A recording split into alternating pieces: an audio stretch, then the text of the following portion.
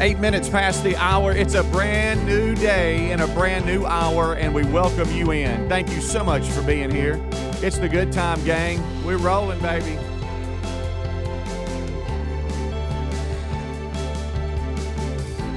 We have one Eddie Van Adler. He is here, and he has got YouTube Live in HD, gotten things rolling for the day. And so I know a lot of you are tuning in for that. Maybe some of you are listening to some of the greatest radio stations in the country, terrestrial radio.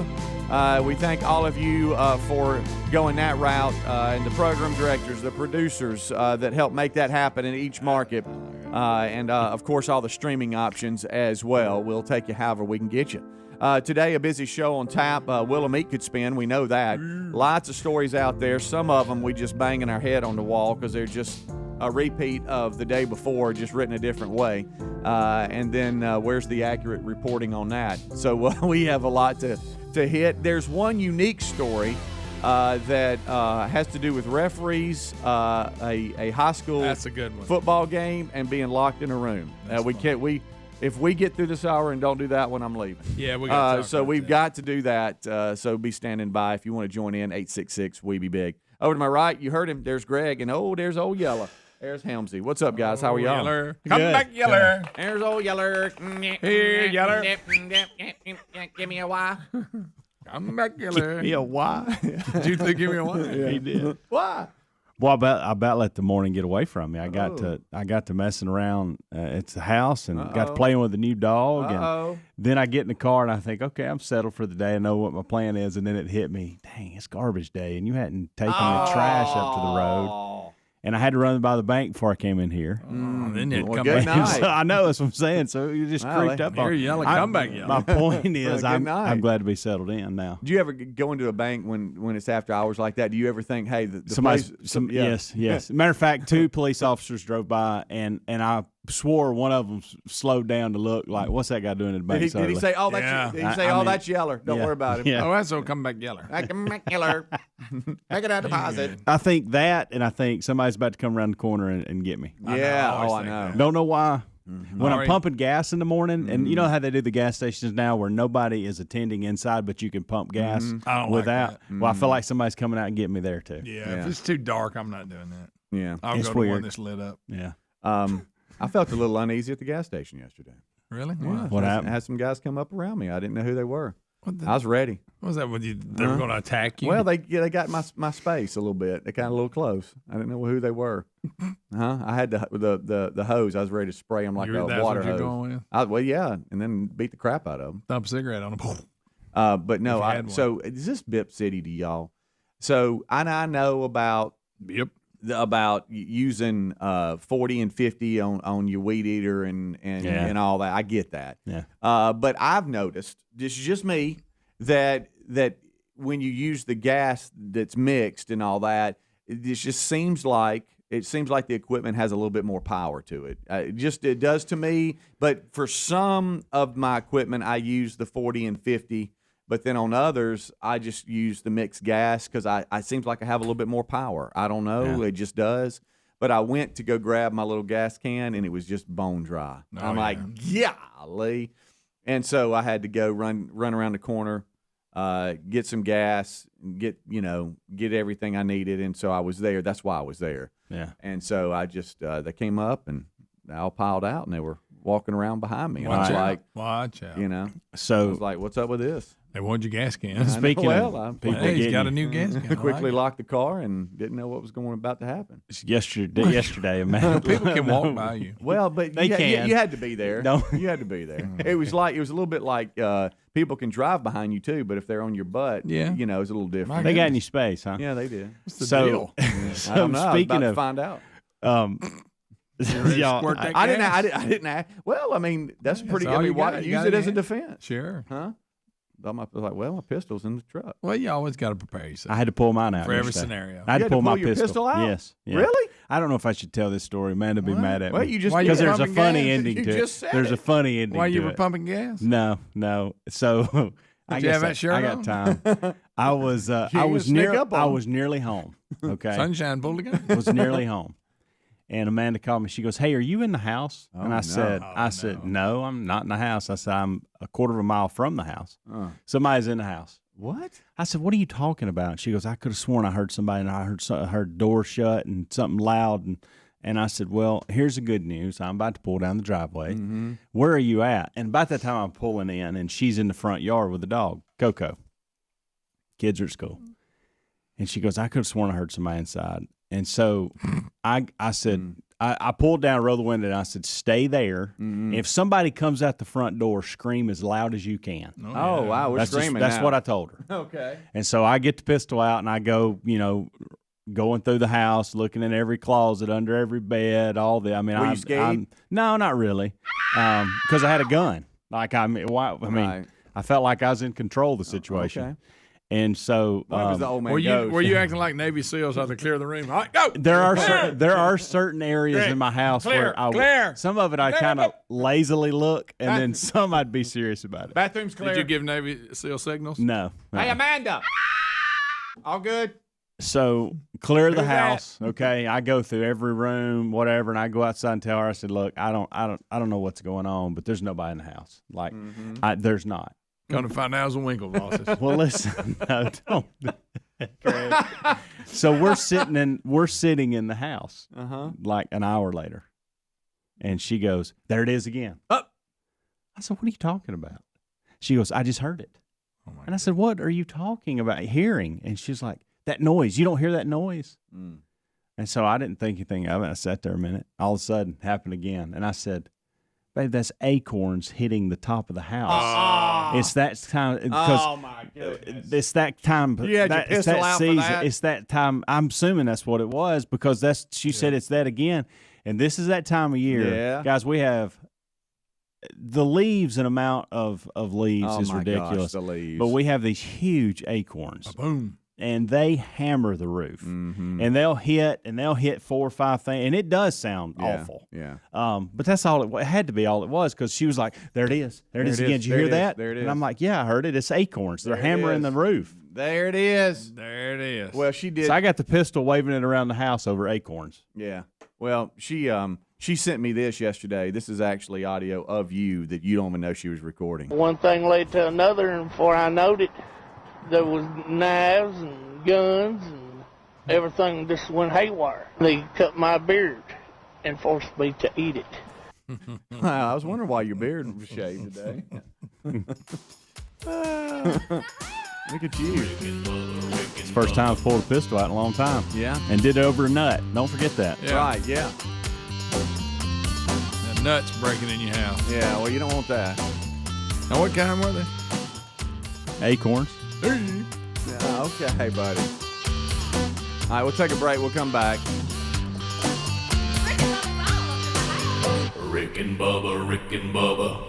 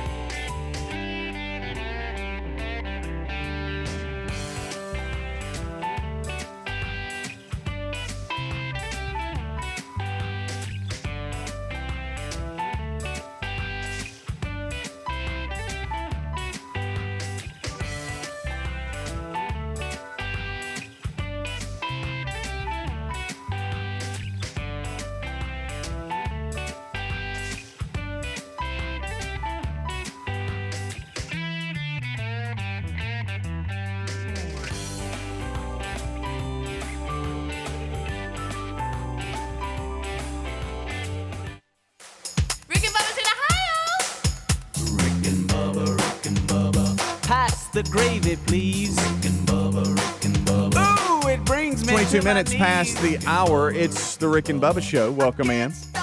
Kickoff hour is live. The Willamette could spin at some point today. Be standing by for that. We've got a number of things to discuss. One here that is just gold that Helmsy, you're gonna just. We shouldn't enjoy stuff like this, and we don't promote doing anything like this.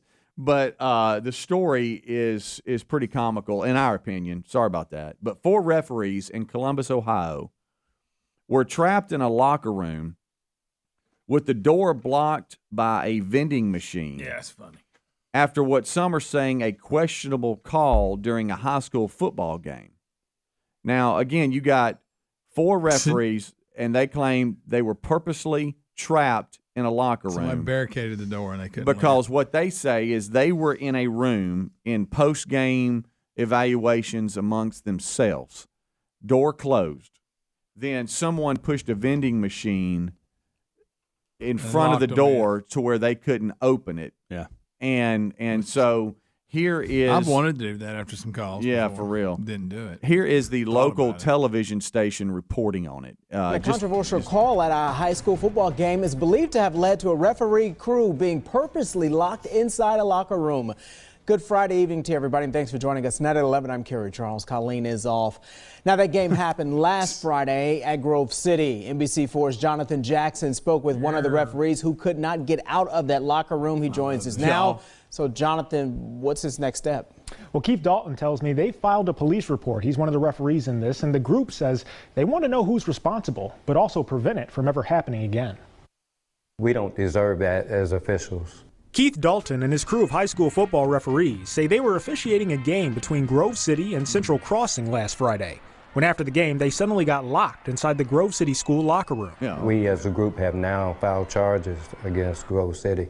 Dalton believes this action was taken against him and his crew for a controversial call made during the game, after which he says an assistant coach for Grove City came onto the field and was flagged for unsportsmanlike conduct. Once the game ended, he says him and his crew were inside the locker room being evaluated on their performance when the door was barricaded from the outside with a vending machine.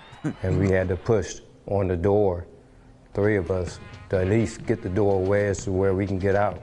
These are athletes playing well, then you really weren't game. walking. Comments and actions that are inappropriate for the high school experience will not be tolerated. In response to these allegations, the Southwestern City School District, which Grove City falls under, sent us a statement saying in part that we continue to investigate this incident and have engaged the Grove City Police Department in the investigation to determine who was responsible for this behavior. Conduct of this nature has no place in our school community.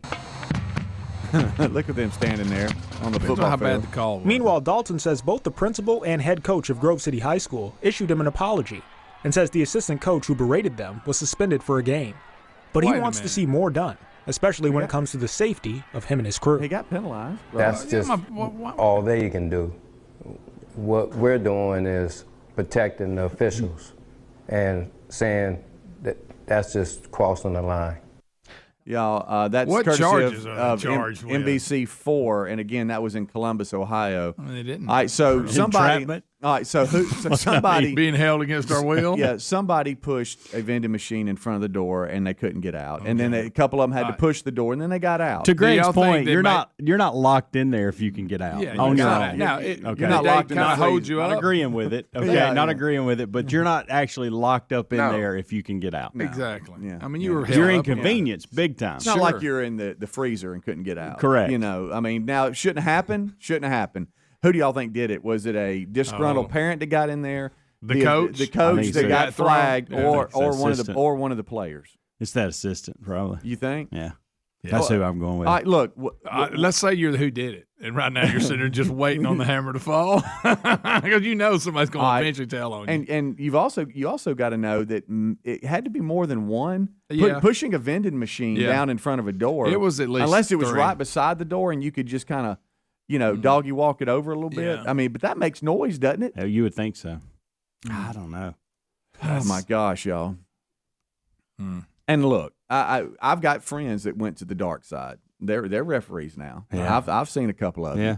and they umpire and referee and all that kind of stuff. I mean, you shouldn't do that. They shouldn't do this, but again, it was almost like it ain't like they were going. Well, they ain't gonna be able to get out. They were like they're gonna get out, but it's just letting us know we ain't happy with them. I'm not saying they should have done it. I don't wish them any harm, but I don't know about charging. I think filing charges a little much. Yeah. Okay, the guy and what did he say? 1 game suspension. What was that for? The assistant coach that went onto the field that got flagged for disorderly conduct or whatever. Yeah, maybe that's their school or something. Then he's also been suspended for a game.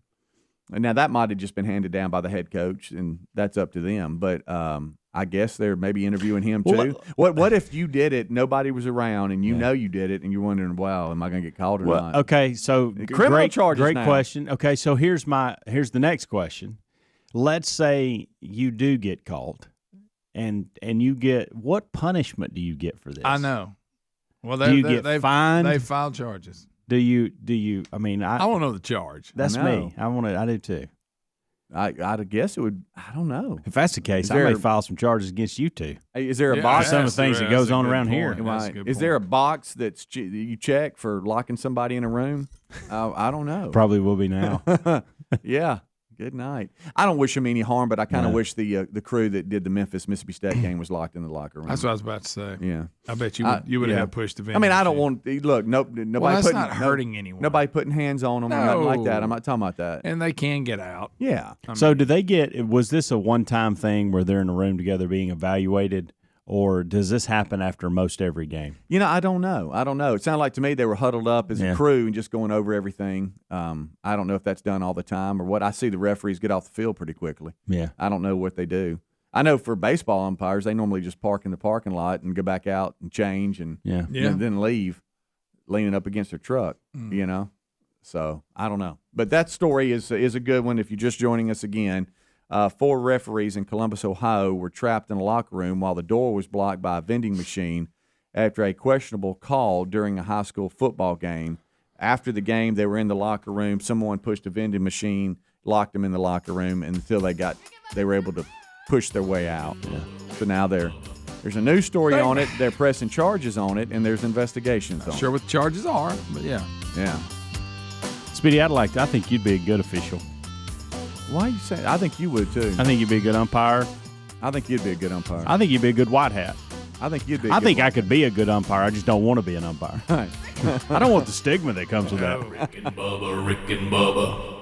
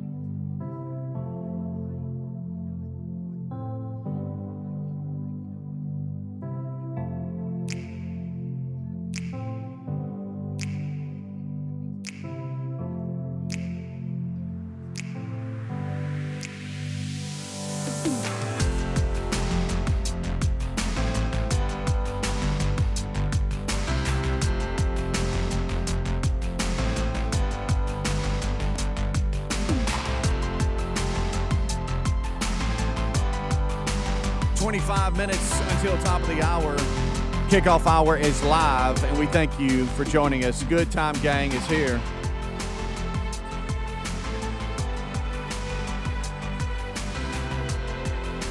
Is this Sims? Is this Sims? As we roll on back, Andy Van Adler's got YouTube live in HD, and you saw that last segment when we played NBC4 on the referee story, and we thank Adler for being here, and all of you watching right now. Hello, how are you? They can see us in HD. I wonder what we look like. Do we look sleepy? Are we good? And thank all of you for tuning in as well. Radio, apps, streaming, whatever. Thanks so much for making us part of your day. I'm Speedy. There's Greg. There's Old Yeller, known as Helmsy. So as we come back yesterday, as I mentioned, I was trying to knock out the yard in between all the rain that we're getting, just because the rest of the week. Is there more coming? Yeah. Today, night. I think for where we live, it's scattered and all this. And then it's going to get a little chilly. Little nip in there. Yeah. And so some of the markets that we live in, it's already started cooling off. But for us, I think it comes in Wednesday. And looking forward to that. But, just looking at the week, you go, I've got days I can knock this out, and other days it's a little crazy. So I got out in it yesterday and tried to cut the yard, and then that's when I mentioned I ran out of gas, which you hate to do.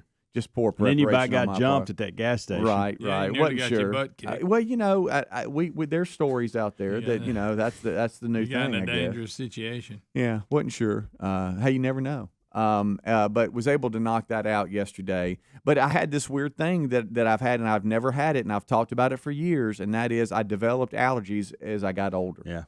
And so after I cut the yard, but it's kind of strange. There's sometimes I don't have any effect allergy-wise from cutting the yard, and then there's others where it's just, hey, wow, stopped up and just, got to get through it. And I'll be like that for about a half a day or a day, and then I'll be back to normal. I think yesterday the wind was blowing, so all the grass kept getting blown back into my face. Greg don't care, but you got a stuffy nose. Yeah, I don't know. Do you take anything for your allergies now that you've got them? Allegra. That's what I take. Ooh. Seems to work. Yeah, I do it and some nose spray. What, Greg? I'm just saying. I mean, it's helped a lot. I'm glad. Could you care any less than you? Well, I mean, if he wants to take Allegra, that's fine. But this is going to be kind of gross. I apologize for that.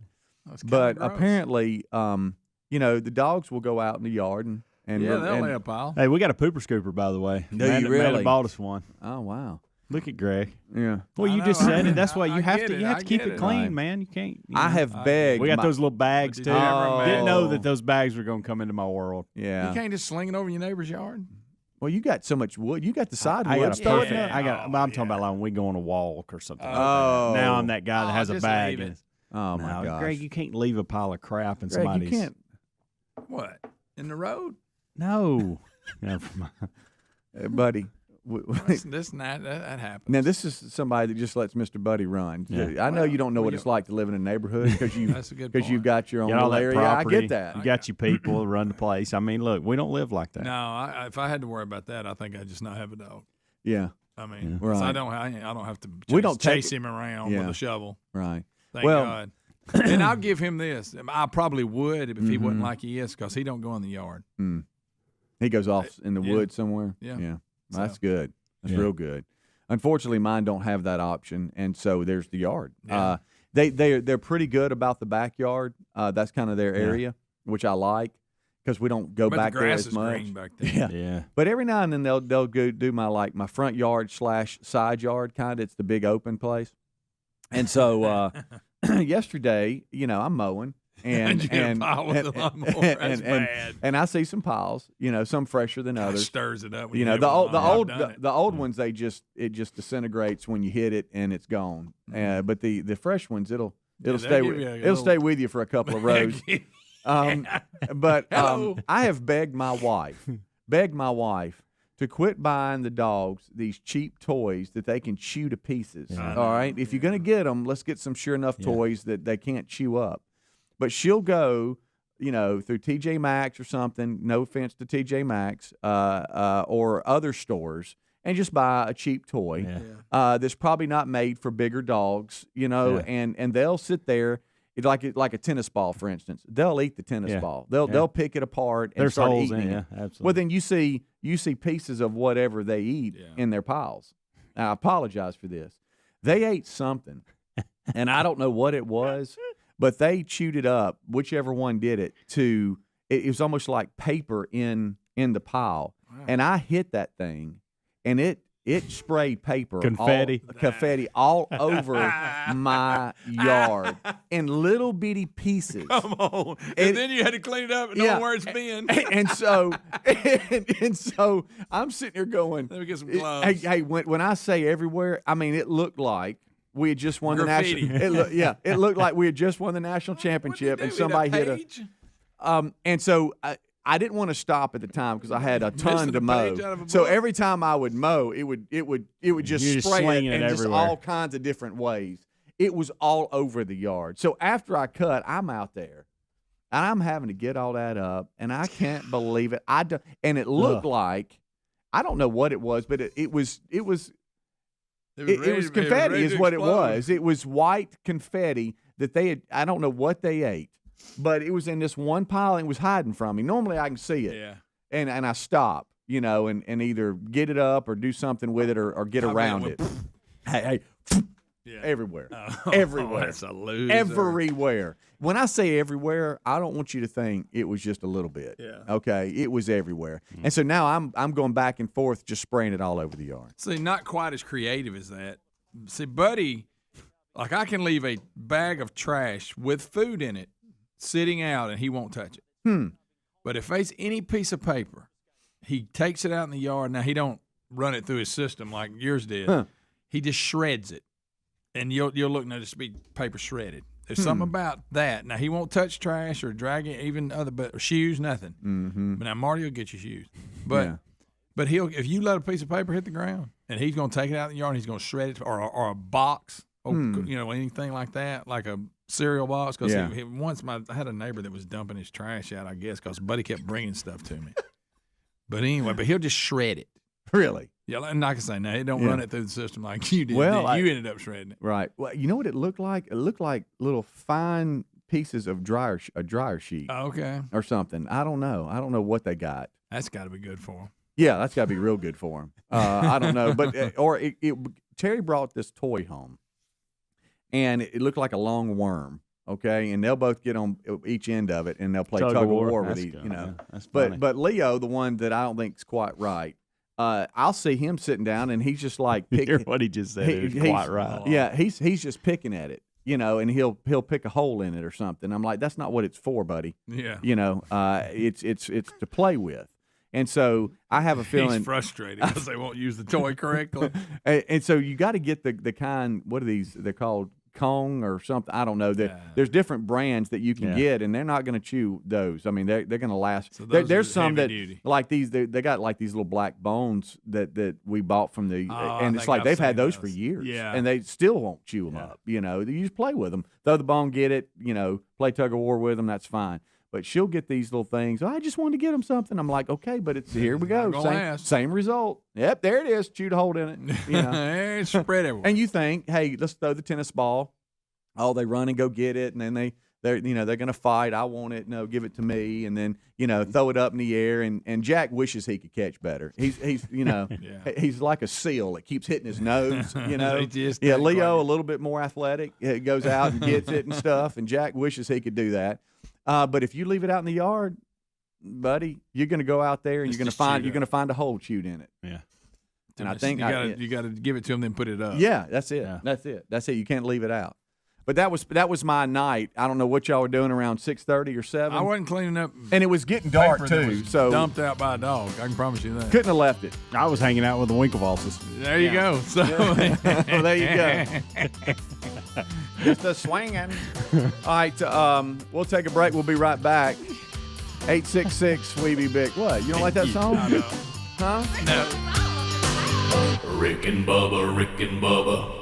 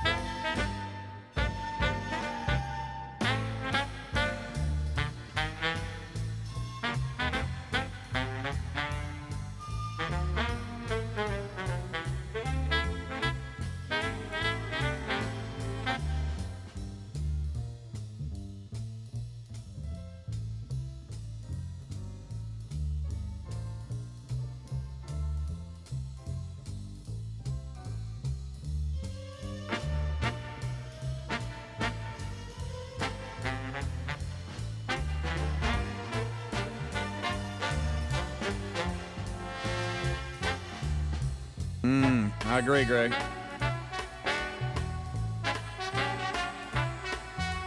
Ten minutes till top of the hour.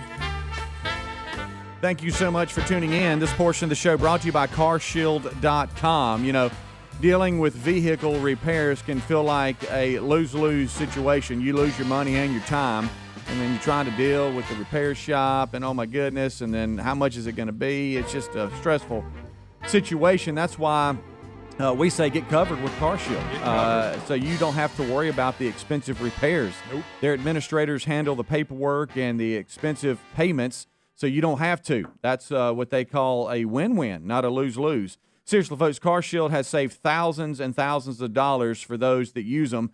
You can pick your favorite mechanic, so you can still use that person. They take care of the rest. It's like having your own personal team of auto repair problem solvers, and their plans even provide roadside assistance, rental coverage, trip reimbursement, all at no additional charge. Whether your car has 5,000 or 150,000 miles on it, they have monthly coverage options to fit your budget. So get covered today. You can go to carshield.com. That's carshield.com. Use promo code Bubba. It's going to save you 10% when you do, or if you'd rather call them, you can. 1-800-665-2157. That's 800-665-2157. And then mention promo code Bubba to save that 10%. You can always find a link at rickandbubba.com as well. All right.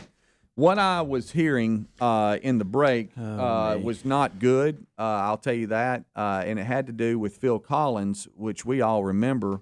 Well, we'd like to remember him a certain way. Yeah. We did a story last week. That's ruined after the last commercial break. Yeah, we had a story where he was dealing with some health issues, and I thought, well, okay. I think he's still dealing with them. He'll go to the sideline and deal with them, but, Greg, you say, oh, no. Well, they've started a reunion tour, okay? Boy, tour. Now, when I say this, we're not talking about small theaters. This is a big-time production. I'm looking at it right here, big-time production. You know, at one time they were huge band.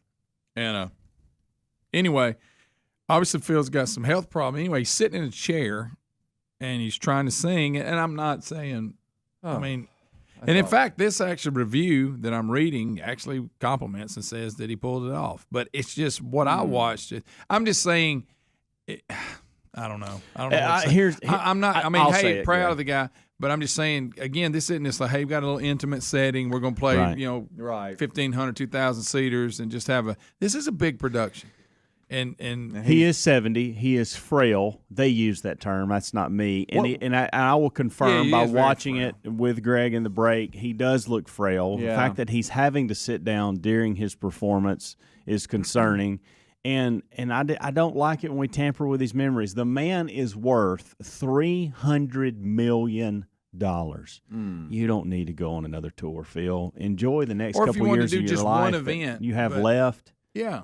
Goodness or gracious. An intimate setting, maybe a small, limited. But this is the stage all of this is a we big have thing. We can utilize technology in so many ways now that Phil Collins doesn't have to be going out on tour and sitting in a chair on a stage singing. Right.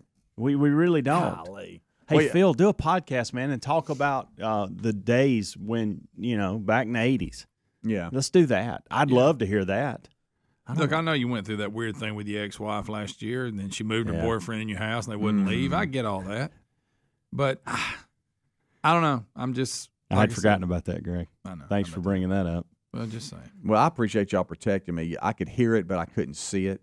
So and it doesn't sound horrible. My point is, why? Why do you do this? Does it say at 70? what he's – I know it says he's frail and all that. Does it say what he's suffering from? No. But no. He looks rough to me. It's just, and you heard I played a little bit of it. Yeah. The vocals are not very strong, which they're not. He can't help it. He's sitting down, too, trying to sing. Is he lacking the air? Does he – It just sounds like an old guy trying to sing. Okay. I'm not, for lack of a better term. So let me ask you this. Is he doing this because he wants the money of the tour? Or is he doing this because he has sold so many tickets already and he doesn't want to cancel on everybody? What's he doing here? I don't know the motivation. One of their That's what I would like to anniversaries know. of the band, and I think he wants to be a part of it. Feels committed to seeing it through, maybe. But wow, I just don't. I don't understand why these guys who get to these particular ages and can't give it up and can't stop and can't just go enjoy the last few years of your life. Look, we get that the Stones are very older than him, do you but think they that's what they're pull it trying off. to do? The Stones actually, they're not sitting in a chair up there. Maybe you're right, Speedy. Maybe by doing this, that is what he's going. It's like, this is what I want to do, and I enjoy this, and there's actually people coming out here. And to Greg's point, they're getting good reviews on it. I don't want to see Phil Collins so frail. I just don't. Yeah. I think I'd like to sit on the back porch with him and have a conversation and talk about it and pick his brain, but I don't want to see him sitting in a chair. Do you want to go to a big production concert and the lead singer is sitting in a chair and is struggling? No. I think we might. That's nothing.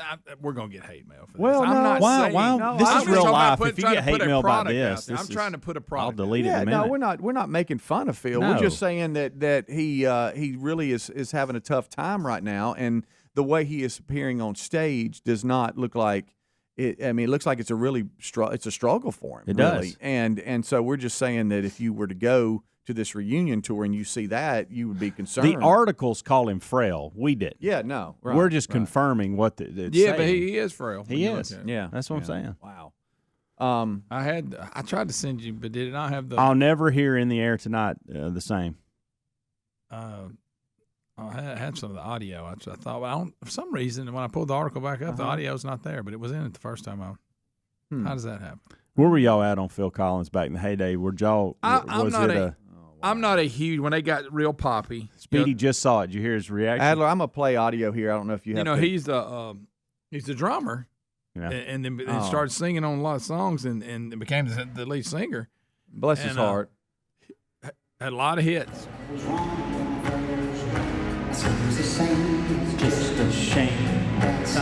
So he's sitting right in front of the drums. That's his son on the drums, by the way. Okay, that's I needed cool. that. That helps me. That helps me a lot. He's got like a little side table where.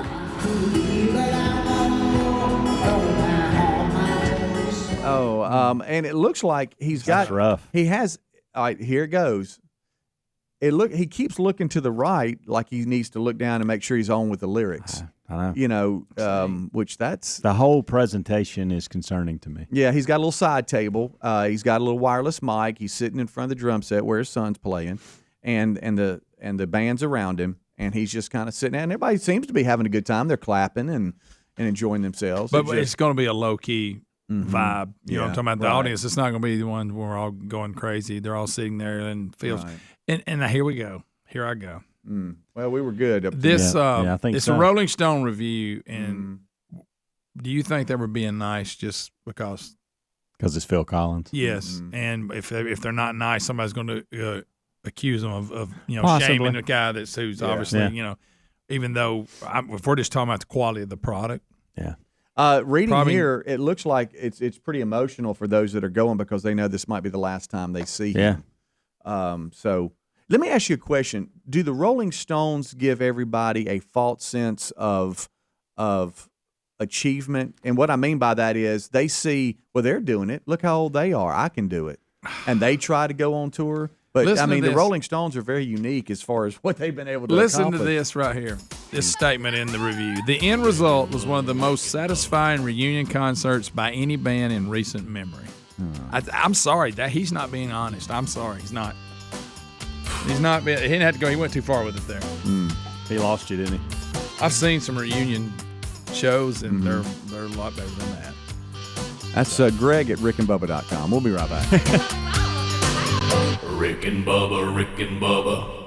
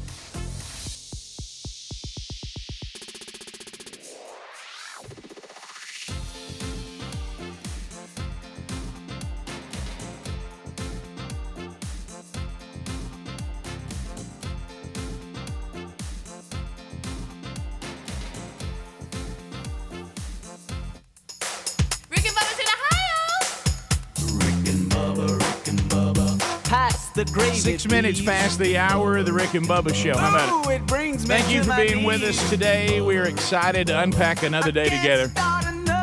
But we start this hour with the national anthem. This morning, with a little coaxing, they managed to scoop him up and carry him back to land. For a second, like a far up,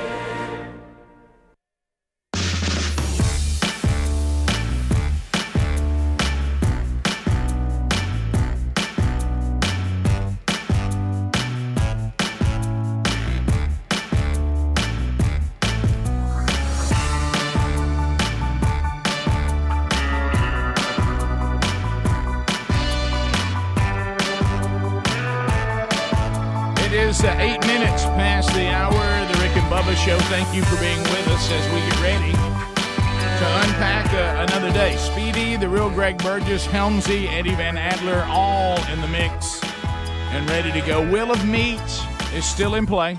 Wheel of Meat is in play. It's been a brand new week. Didn't do it yesterday, so could happen today. Country song or it ain't could be happening at any time on the program today. We look forward to chatting with you. 866-WE-BE-BIG is our number. And the kickoff hour has already happened with Speedy, the real Greg Burgess, Helmsy, and Adler. Those of you that catch that every day, hope you enjoyed it. If you're not aware of the kickoff hour, this is an hour that the Good Time Gang kind of operates without old Rick and Bubba. And you can get all of them you want by catching that wherever you get Rick and Bubba content or right there on your Rick and Bubba affiliate on the Rick and Bubba radio network. Most of those stations carry the kickoff hour. But right there, look right there. There he is, the silver-tongued one, the man with a golden voice, professional lunch eaters, man of the year, the inventor of pizza and a cup of Shakespeare's worst nightmare, and a master of the King's English. Ladies and gentlemen, put your hands together for Bill Bubba Bussey!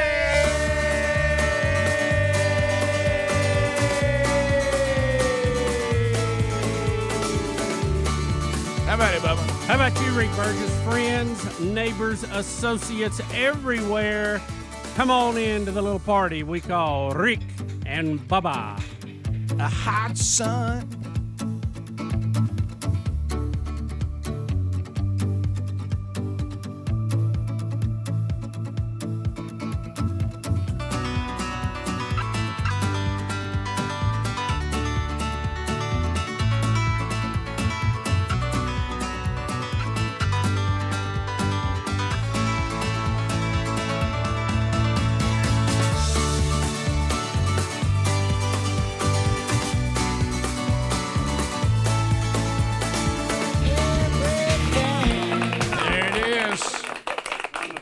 Sorry, after the kickoff hour's final commentary to end the hour, I had to go back and grab something that made me feel better about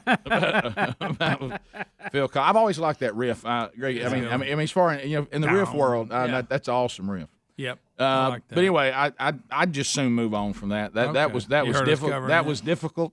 He was pretty old back, when he had those hits. He was. But he's how old is he now? 70. I saw But some people 70 looks one way. Yeah. Other people 70. Yeah, Mick Jagger's what? Nearly 80. Oh, look, let me say. Look, and again, well, let's just don't because it's going to come out. I'm just saying you this want was to be one around of the biggest him when bands applesauce comes of all. out. There you of all time. That Bubba. He's 100% right. He is. That's where we didn't want to go right there. We're there now. Mm-hmm. Of course, you read this review, you'd think it was the greatest show ever. Yeah. Right. Did you see me referred yesterday to Greg as the nickname King of Pain? Oh, yeah. You know, I saw another another former legend, and I know some of you still watch the TV show he has on now, but the Cobra Kai guy, the sensei, whatever, my goodness. he was on Dancing with the Stars last night. Betty had it on. I caught a little bit of it, but he's like 74, and he moved like he was a little older than that. He had his karate moves, but he just couldn't dance. Kind of like to say that. You know, so he was moving around, and the girl was dancing around him. And, you know, in the opening night, they kind of give him charity 5 and 6s. You know, I think he got a 3 from somebody. Here's the deal. They have to rehearse for this. And maybe about a weekend, I would go, you know what? Maybe this isn't for me. Because the standard is pretty high. I mean, the people that end up winning are you know too, and I've said this before, it's supposed to be stars learning to dance. But, you know, there's been a couple of them that they dance professionally. Like they've got a girl on there last night who has been on Broadway and was a professional dancer. And, I mean, she's going nuts out there. And you think, well, I mean, you know, these people can't keep up with her. First of all, I remember this question was asked on this show however many years ago this thing started. Right, yeah. This is year 30, so it was 15 years ago. So don't they do 2 a year? I think our season 30, I guess what you're saying. Yeah. So year 15? Yeah, I think so. Yeah. Because it started after the show started, so it wasn't 30 years ago. Yeah, so what I would say is I remember the question that was asked, and it was a great question. Do we desire to watch celebrities dance? And I guess we do. Huh? I guess so, Rick. The answer is yes. I mean, why do we want that? But Bubba makes a good point. Remember, this started, I want to say, back when Paula Abdul was allowed on there. Right. Well, that was the first time I remember us throwing a flag. Right. Saying, I thought these were all supposed to be people who don't know how to dance, that they're teaching them how to dance, and we see who did the best. And then we did have some and who then were you got just people, straight-up actors, and you go, wow, so they're a good dancer. Yeah, which is fine. But like Bubba said, what if you look over your resume, and part of my resume is I professionally dance? Yeah. I mean, should I be on this show? It seems like it's a little bit of an unfair advantage, but Right. you know, the gymnasts all do good. Suni Lee's on there, and you know the previous gymnasts have been on there have all done good. A couple of them have won it, so she looked like she you know, she's been a busy young lady. Well, if you think about it, Bubba, if you look over in that category, and I would put them over there, even though they get endorsement deals, so I'm gonna put them over there. Right. The professional athletes seem to be far and away they win more than anybody else. Oh yeah, well I think they do. I think you see that there, you know, there's some physical training there that goes into that. If you see a football player, you know he's in the finals. You know what I mean? I mean they seem to do really well. You know, the Suni Lee thing reminded me of a sign I saw this weekend on game game day or whatever the kickoff show was. Yeah. Y'all probably saw it too. It said it was a Penn State sign, and they said we hate everybody from Auburn except Suni Lee. That was good. I said, well, Suni Lee walked through campus. I think that was about her extent because she ain't been there much. I did like the one that Penn State had up. We want Bama, not their little brother. I don't know if you want that. Yeah, be careful. Might ought to rethink that. Careful, especially since they had a close game. That's. I feel so bad for Southern Miss. I don't know what to do. I know. You talk about going in the grinder. After saving. And if I'm the players, I don't look forward to that because I know we could be up 50 points and I get get my face mask jerked or something. Let me tell you something. That could not have been a better scenario for one Nicholas Saban. He won the game, but he felt like his team did after the first quarter did not that they got worse as the game went on. They didn't get better, and he hates that. Yep. But he's been wanting to tell them that, and he thinks that he's just doing rah stuff. And now he can say, well, I told you. You mean the rat poison? Right. You know what I'm saying? Hey, I told you. Tried to tell you. Y'all didn't listen to me. So we'll come back and we'll jump into more stuff today. We will interview someone in this ongoing COVID thing, Dr. Scott Harris, Alabama State Health Officer, and we'll weigh in. We're just trying to do our best to get you as much accurate information as we possibly can so you can make wise decisions. We'll be back. More Rick and Bubba coming up right after this. Rick and Bubba, Rick and Bubba.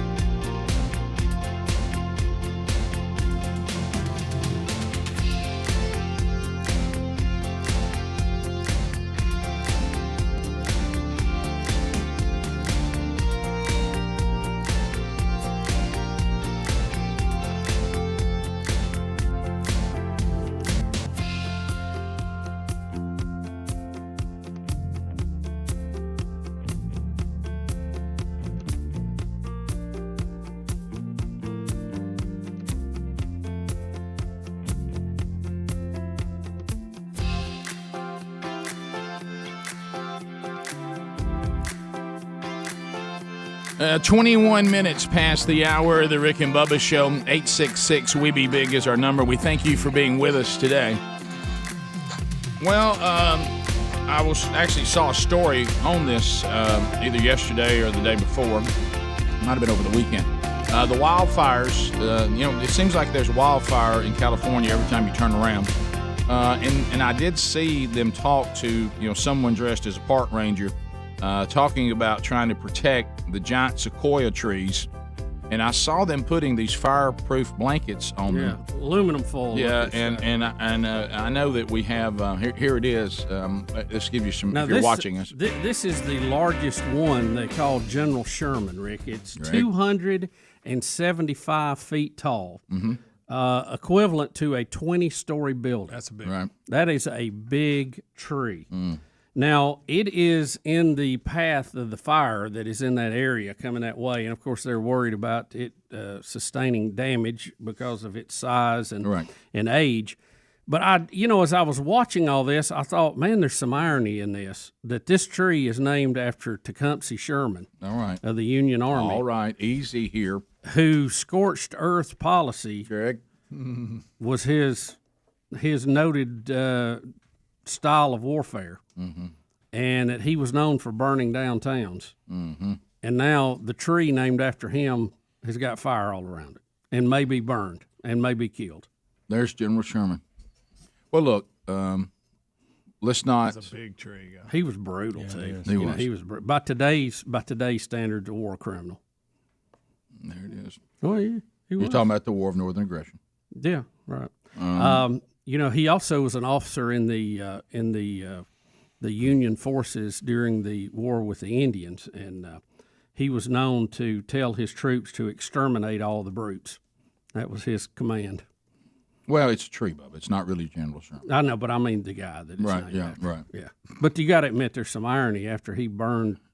Many places down, and now the tree named after him is in jeopardy of being burned down? Now, if you're asking me a direct question as co-host of this show for 27 years now, okay, if I find it ironic that a sequoia named after General Sherman is about to burn, yes, that is ironic. Some other irony that the name sequoia is actually an Indian name. There's some that irony they there. named those trees. Are we allowed to do and that? And that General Sherman was in the Indian War and known for his brutal tactics against Indians. Right. And they said that the one next to him, the General Lee, had surrendered to him, but they didn't realize he had the authority. All right. All right. Look, I love the Beverly Hillbillies. Oh, yeah. And their humor on that owns me. Now, look, everybody's so hypersensitive now. You can't. I know you can't. You can't do Civil War jokes, but I'm telling you, there was a time they used to be pretty funny, and really the funny is on Southerners. Okay. Yeah, it is. We're making fun of ourselves. Yeah. Okay. Yeah. So I know some of y'all can't. I don't know how humor can survive the society we're in. It may not be able to. Well, I mean, right. When I was growing up, I told you I had family members that wouldn't get a lawnmower that had a Tecumseh engine in it. Right. So still holding a little grudge there. Yeah. Well, Greg, the grudge was there. Greg, we're talking about a family that part of them spell their name different.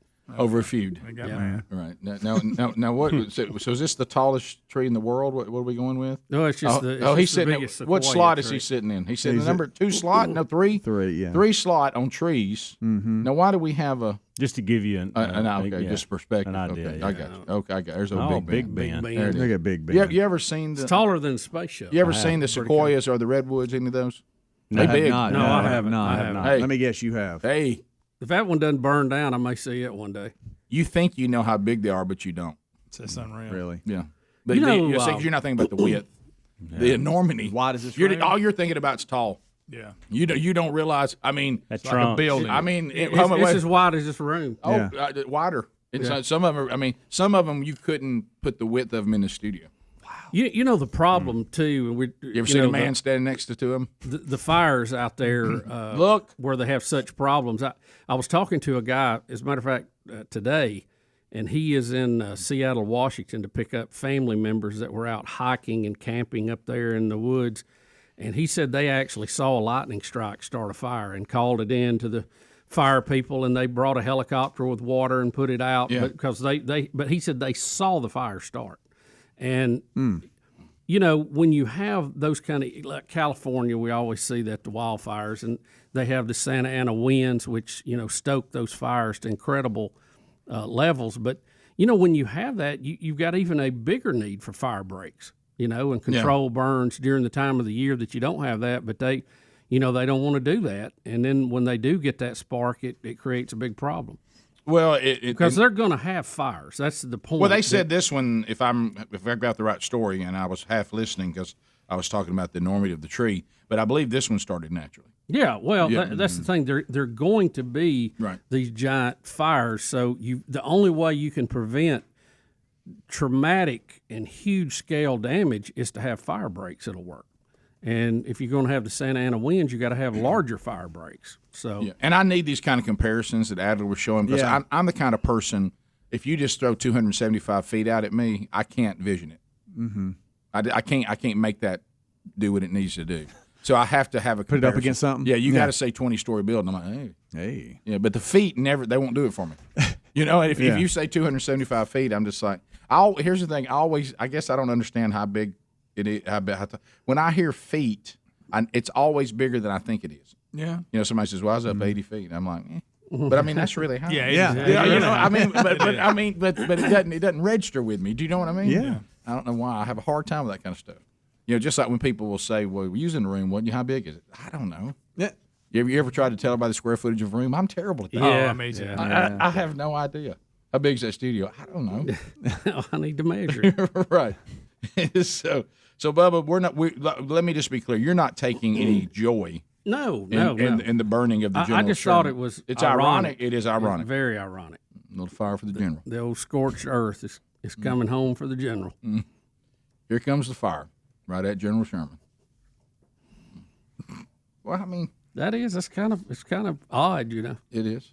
It's how they are trying to protect it too is interesting. Yeah, and when he's known as that's a big old fire skirt. Yeah. Well, he's known as one of the top Indian killers. Here he goes. And the sequoias were discovered and named by Indians, and they have a tree there called the General Sherman. I mean, this thing has got so much irony in it. It's incredible. You would think a tree named after a tribe of Indians, which I always feel weird saying since they're not really Indians, but they went with it. They went with it. How that stuck, I don't know. But anyway, is that you would name any tree that had an Indian name after General Sherman? Yeah, I know. Well, they named him after a lot of Abraham Lincoln and Grant and all that. You know, yeah, because a lot of it was being explored and documented about the time of the Civil War. What, have we got one named General Custard? I mean, what are we doing here? I think so. What are we doing here? Andrew Jackson got one? No, I doubt right. I mean, it just seems odd.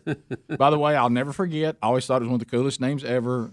It was a hot dog stand at Six Flags called Mustard's Last Stand. Yep, I remember that. I thought that was fantastic. Mustard's Last Stand. Yep. Didn't you like that? Yeah, and I liked their hot dogs. That and a cherry berry. The cherry berry.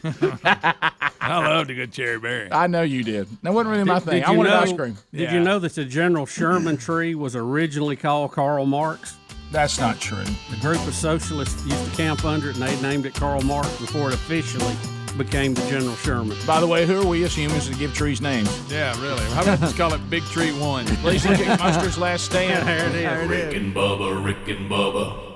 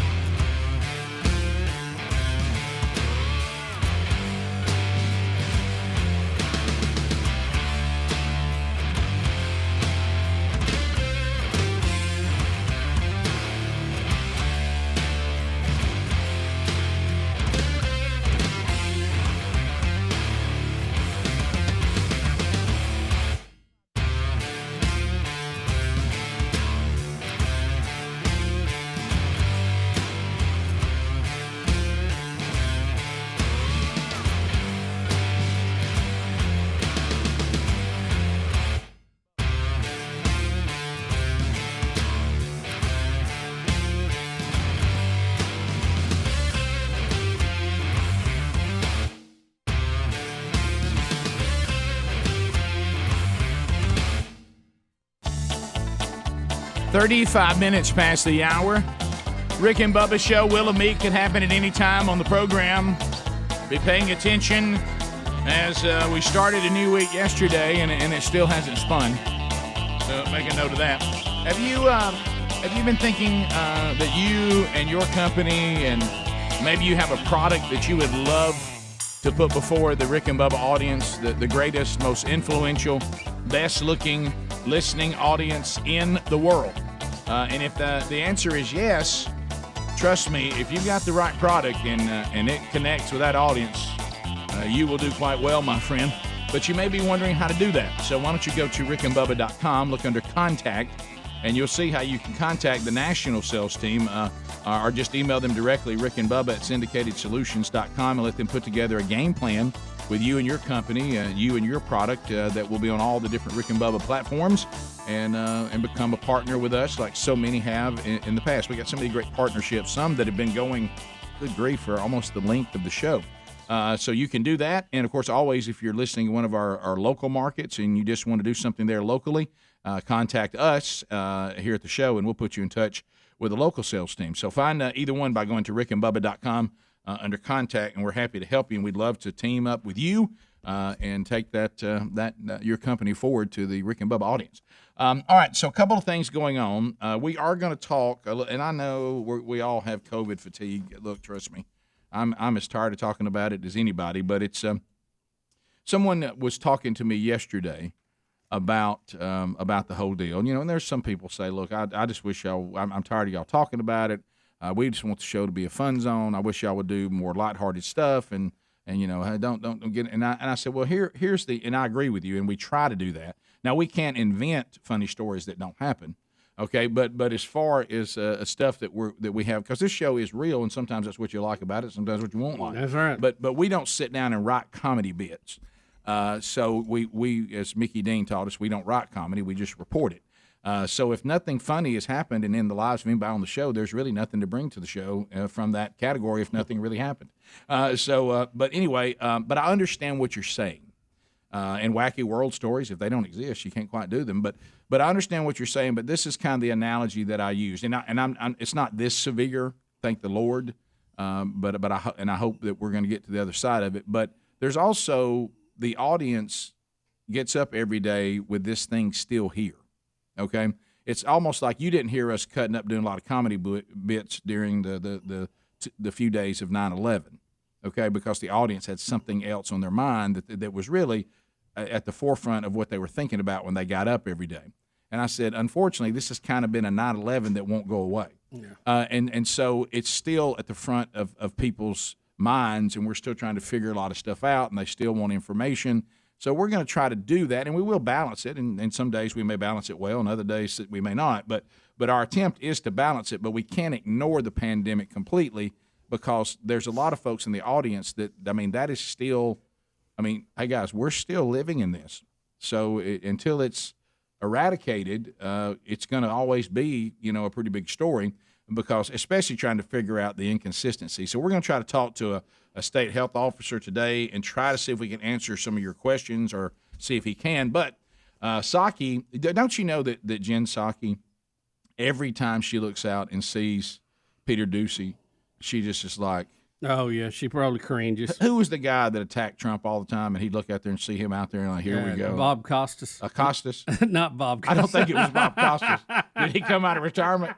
No, is he retired? He's not retired, is he? He came in from the Olympics. Yeah, got rid of his pink eye and came on. Yeah, I think Bob Costas. Jim? Yeah, I think Jim Costas. Jim Acosta. Yeah, I think Bob Costas was one of those kind of people that I usually like when he does something, but I think if I hung out with him, I wouldn't like him. It's kind of the opposite. Sometimes there's people that I disagree with, but I think if I hung out with them, I would like. I think he's the opposite, and I think I'd rather keep our professional relationship. Yeah. But this was Jim Acosta that you're talking about Trump. That used to Acosta Trump all the time. From CNN. So now Psaki has her own version of it, and it's one Peter Ducey. Yeah, and Peter will not let go of the fact, and because it's common sense, right? Which is what a superpower now. He won't let go of the fact that we're trying to eradicate a pandemic, and we're talking about mandating vaccines, and you got to have a vaccine. You can't do this. You can't work here. You can't do that. And he wants to know why the people coming in the border are not required to be vaccinated. He really wants to know that. Yeah. Because if this is supposed to be the way you fix this, and we can debate that, okay? If we think the vaccine is the way to do it, and so much so that we will require it for you to even be able to be employed at some places, he's confused on why we're not showing a little bit of that same concern about the people coming in the border. Yeah. And you can tell she's so tired of this. You know why? Is there any worse feeling that there's a question coming that you haven't quite come up with the answer for yet, and you know every time that you step out there you're going to be asked it again, and you still don't have the answer. You just don't have a real good answer. You hadn't figured out a way to spin this yet. Mm-hmm. It sounds, at least halfway acceptable. And also, he's going to drop down to and say, "I understand we're going to require vaccine cards for foreign travelers that come here just normally to travel here. Yeah. Why not the border? Why not the border?" Mm-hmm. So here we go. To our national security team and see what that process would look like. A question about what's going on at the border. Is somebody asking the foreign nationals who are walking into Del Rio, Texas and setting up camps on this side of the border for proof of vaccination or a negative COVID test? Well, first of all, I can readdress for you or re-talk you through what steps we take. That is the policy for people who fly into the country. So if somebody walks into the country right across the river, does somebody ask them to see their vaccination card? Well, let me explain to you again, Peter, how our process works. As individuals come across the border, and they are both assessed for whether they have any symptoms. If they have symptoms, the intention is for them to be quarantined. That is our process. They're not intending to stay here for a lengthy period of time. I don't think it's the same thing. It's not the same thing. These are individuals, as we've noted and as we've been discussed. We are expelling individuals based on Title 42 specifically because of COVID, because we want to prevent a scenario where large numbers of people are gathering, posing a threat to the community and also to the migrants themselves. So those are the policies that we put in place, in large part because, again, the CDC continues to recommend Title 42 be in place, given we're facing a global pandemic. I personally believe that U.S. Americans are unable to do so because some people out there in our nation don't have maps, and I believe that our education, such as in South Africa and the Iraq, everywhere such as, and I believe that they should, our education over here in the U.S. should help the U.S. Or should help South Africa and should help the Iraq and the Asian countries, so we will be able to build up our future. Okay. Yeah. Okay. Got it. I do feel sorry for her because she has to go out there and put lipstick on a pig every day, and there's only so much you can do with it. Yep. The bottom line is no one is being asked. No. But if you do it the civilized way, if you do it the law-abiding way, you have to have all your paperwork. Okay, you got to have your vax card, you got to have this, you got to have that, got to have test. Oh, yeah. But if you're coming over the southern border in the invasion of Texas, it's fine. That's the bottom line. That is the correct answer. That is the correct answer. Yeah. And did she say that they are not staying? They're not going to be here for long. But Yeah. what? I don't know how. Does she think They're being does she flown and think bussed that- all over America. Does she think all those people coming with babies on their back and everything they own on a stick, which we used to call a hobo, that they're just here for a visit of Del Rio, Texas, and then they're headed back? Is that what she's trying to sell us? Does she want us to believe that somebody said, hey, family, let's walk under a viaduct for a 3-day weekend in Del Rio? Yeah, I don't see it. Is that where we're, Daddy got some time off work. Let's go for a long weekend to Del Rio. Yeah, we've walked from Haiti to get here. Right. I don't think that's likely. I think everybody coming in intends to stay a while. I mean, I think. Well, they made the trip. Yep. Well, they're not going to be here long. The river there's just it's not much of a river, is it? Yeah. There you go. Look at that scene. Anybody got a vaccine card there? Wow. I don't even see anybody asking. Well, the good news is they're not staying long. Wow. That's right. They're headed back. In and out. Yeah, I'm just walking through a river. They're here to stay for a few minutes. Yeah, they're here for the spring equinox, and they're out of here. Right. I'm coming over here because there's a restaurant I've always wanted to eat at, and then I'm headed back. I hate to be the science bummer here, but if we're trying to make sure everybody here is vaccinated or had a current COVID test, this ain't qualifying. Bubba, if you'd like to feel even stranger. 1C here, Adler. Our Homeland Security, here's the Secretary of Homeland Security. Listen to this statement about our border. Now, while you're looking at these images, you know that Section 42 she mentioned too. That's a Trump policy. They don't want to mention. No, they don't. But by the way, just listen. Now, look at the picture you just saw. Okay. You know that's not me. Yeah. Well, you know, I thought it was the guy who's trying to sell me farmers insurance. But all right, here we go. All right. We have reiterated that our borders are not open, and people should not make the dangerous journey. Individuals and families are subject to border restrictions, including expulsion. Irregular migration poses a significant threat to the health and welfare of border communities and to the lives of the migrants themselves, and should not be attempted. Well, that's what we're saying. What? Did y'all see the last footage of everybody walking across the river? And how come he doesn't have a guy signing for him or an interpreter? Have you noticed? Yeah, out there. I don't know that the people crossing that river, was that addressed for us or for them? I think he's telling us one thing and letting them do something else. Well, you're talking about the visual seems to confirm that. Yeah.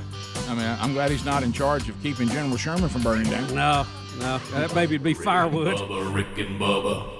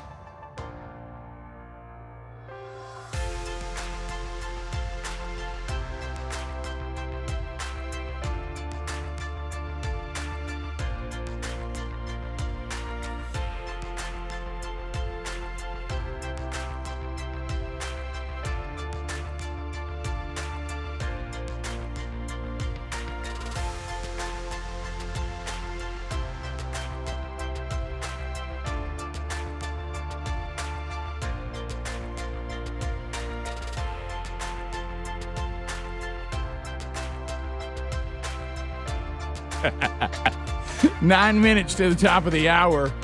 The Rick and Bubba Show. 866 We Be Big is our number. But we can do that there maybe at the top. So, but one of the things that I noticed, the deal. Are you watching any of this, Bubba? The whole deal on Monday Night Football where they now have the Mannings sitting around talking about it? I did not last night. I haven't seen this. I kind of wanted to, and I'll be honest with you, I forgot about it and got off on something else. And before I knew it, Betty had Dancing with the Stars on, and I never made it back. I want to be sure I hear this right. It wasn't as bad as what it sounds like. I want to be sure that I have this right. That on Monday Night Football, you watch Dancing with the Stars. Is that factually accurate? In a roundabout way, I saw more of the Dancing with the Stars than I did Monday Night Football. Did you see any Monday Night Football? No. Okay, all right. So you see that if I was standing before the jury, I know it looks worse than it was, but it's not the way it played out. Of course, if I was a lawyer, I would manipulate it by saying, now let me say this one more time. So last night you had an opportunity to watch some sort of TV programming, and you've admitted you didn't have time to watch all of anything. Yeah, I wasn't really trying to watch when the TV anything, came on, but by osmosis, I caught a little Dancing with the Stars. The only programming you saw last night during prime time was Dancing with the Stars. Yeah, I like grabbed a puppy and sit down, was petting it, and it was on TV. Right. There it is. Right. And there it is. Yeah, I didn't, and I kind of forgot about it. Well, I enjoyed it. I made a point to turn over and I didn't just sit down and watch every second of it. It was just kind of on in the background, and they had Gronkowski on, and they also had Brett Favre on. Now let's go back and set this thing up. First of all, are y'all anti-America because you watch the NFL? Yeah, that's true. All right, so anyway, we gotta get through that. Yeah. Now, my deal, I'd love to kind of use that to make it look like for some of y'all that think that that's more patriotic or whatever. I honestly don't watch any NFL football because I'm just not that interested in it. I'm not making some kind of stand or anything. I'm just not that interested in it. But anyway, this interests me because I think it could be potentially funny. And I saw, was it you guys? I couldn't remember what text bunch was going on. That there was like Eli Manning was making fun of Peyton Manning's forehead. Yeah, that was and me. The shape of his forehead and this kind of stuff. And Eli claimed he had a top 10 on his forehead. Right. And one of them that said it was a 5 head because it was so big. That's good. Well, he's an odd-looking guy. Peyton Manning to me never looked athletic. Right. But he was. Yeah. But let me go back to this. Got the job for those that don't know, it's on one of the ESPN channels. Is that right? ESPN2, yeah. That the Manning brothers sit on the couch like we would do, and they just comment on the game. Yeah, is that accurate? Now they're in on Zoom, right? They're not actually together. They're in two separate areas, or they were last week. And they were this week too. And they break it down, and sometimes they get lost in conversation, and they don't do a play-by-play of breaking each one down. I'd rather hear that anyway. But then Rick, I've I've promoted this format for years. I've been screaming we needed to do this, and now they finally have picked it up and done it. Yeah, but a lot of time they're breaking down like, okay, here's the language here. This is what's being said, and then like if there's a touchdown play, they'll go back, review the play, and then go, like, here's what happened, and this is what they were thinking. But they got caught up in conversation with Gronkowski about red zone and stuff like that, and he basically he admitted he didn't watch much film, and that he doesn't need to look at many red zone plays because he's got that covered, that kind of thing. Right. Well, like I say, the little clip we saw the other day of Tom Brady calling an audible at the line. And he goes, Gronk, brewski, and it just means go up the field and turn around. I'm gonna throw it to right. you. Yeah. And if you want Gronk's attention, use the word brewski. That's it. Yeah. And then Brett Favre was with them, and then they started making fun because Brett was like late because they couldn't get his connection, and they started asking if he was on the farm in Hattiesburg with dial-up, internet and stuff like that. So they were having a good time with it. They also ran a list of things that they were critiqued on that shouldn't do, and Peyton ran the list that he says like too many times or whatever. It was kind of funny, but is that like the bit we did when people were talking about things that we need to improve on, and we did a whole bit and it didn't improve on it? Yeah. Does Eli get to talk any, or is it just Peyton? No, it's definitely more Peyton, but Eli does talk. Yeah. But I think Eli prefers it that way, because sometimes they'll come back early, and you can hear Eli going, "Take this one, Peyton." you know, or something like that, you know. I love that Brett Favre said, "Sorry for being late. My 2 tin cans and string finally worked." Yeah, right. Some of y'all that are older, you don't even know. Younger, you don't even know what that is. Eli is starting to do more. He's and the reason I say that is because y'all remember when Peyton did, and this was last year, 2 years ago, he did Peyton's Places where he would go around and well, now Eli's doing it, Eli's Places, but it's all college football. Okay. And so very funny. The most recent one was him and Nick Saban, and Nick Saban's out there on the lake throwing him around on the inner tube, and that's hilarious to see them in that mode. Saban likes to do that. Eli, Eli, and apparently make jokes about. Yeah, Mac Jones confirmed it. Guys, that's out there again today. By the way, can I tell you something? That's so much funnier than we let go, because you realize the press is asking an Alabama player. Okay, the press is asking an Alabama player for some motivational things that Nick Saban likes to say, and the player says, "Well, I can't think of any offhand." And then the two that he chooses had to do with locker room jokes with guys in the lower track. And my favorite is, if you listen, one reporter goes, "I don't know how to follow that." Yeah, no one knows what to say. They're like, "What did he just say?" And I mean, guys, that is absolutely hilarious. So you're saying he was on Dee's boat, right? Yeah. And by the way, I think that's the name of his boat. I owned the group that I was talking to, and I said, "Let me tell you something. It's probably even funnier. That player's probably booked to speak at an FCA banquet." Yeah. You know what I mean? And so anyway, that wouldn't surprise me, but sometimes not a big coal factor there. But so I think I've spoken one, right? Well, there you go. But then on the actual game, you know, everybody was like last week, and from what I gathered, I didn't see the game. The Packers looked terrible. Aaron Rodgers didn't look great. And they're like, well, there you go, off-season drama, whatever. Right. And, of course, anytime you're not playing well, the Lions are always willing to help you have a better night. And so he went nuts on the Detroit Lions last night, according to the story here. Yeah, and it was funny, too, because they were talking about little things that I love, like when you're moving teams, kind of like golf did, and you're trying to learn a totally new system, what the verbiage is different, and that he kept calling plays that they don't know. Because there were names of things that he did with the Rams, and they're like, well, we don't know what you're saying here, you know. Does it really matter if it's the Lions? No. I keep forgetting they're even a team. I do too. Yeah.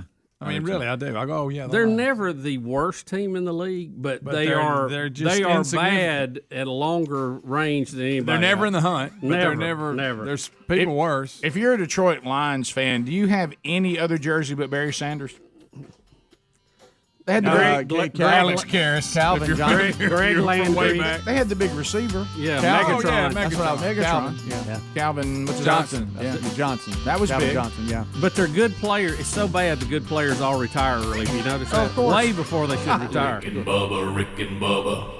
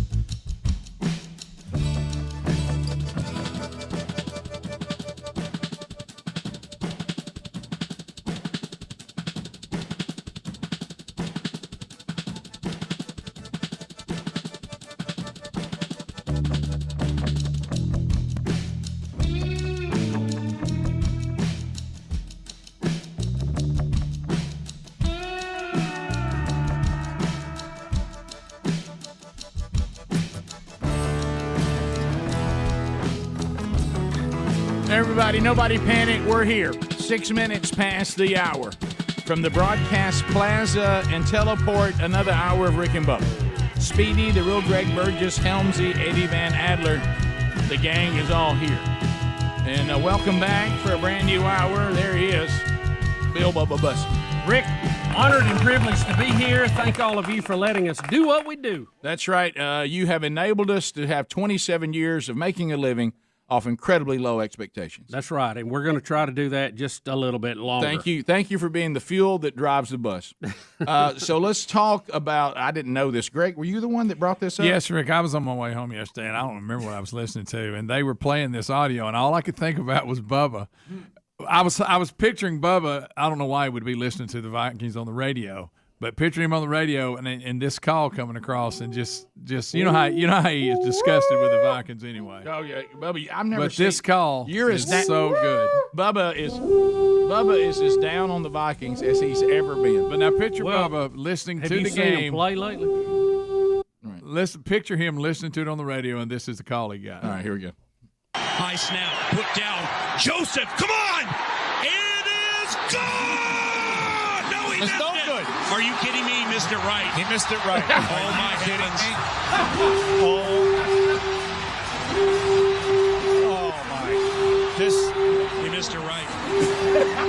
Hey, what a gut punch to a team. Rick screamed it. That play after play toward the end fought its way back. Missed it by like a foot. And just, oh, my God. High snap. Listen to this. Joseph, come on! It is gone! No, he missed it. Good. Are you kidding me? He missed it right. Hey, buddy. This isn't your first game. You know as well as I do. Sitting in the stands, you can't. I never know if they go through or not. If you don't wait till the official gives you the signal.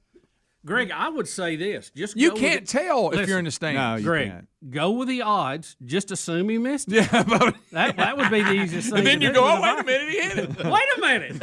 We won. Guys, You don't hear that much.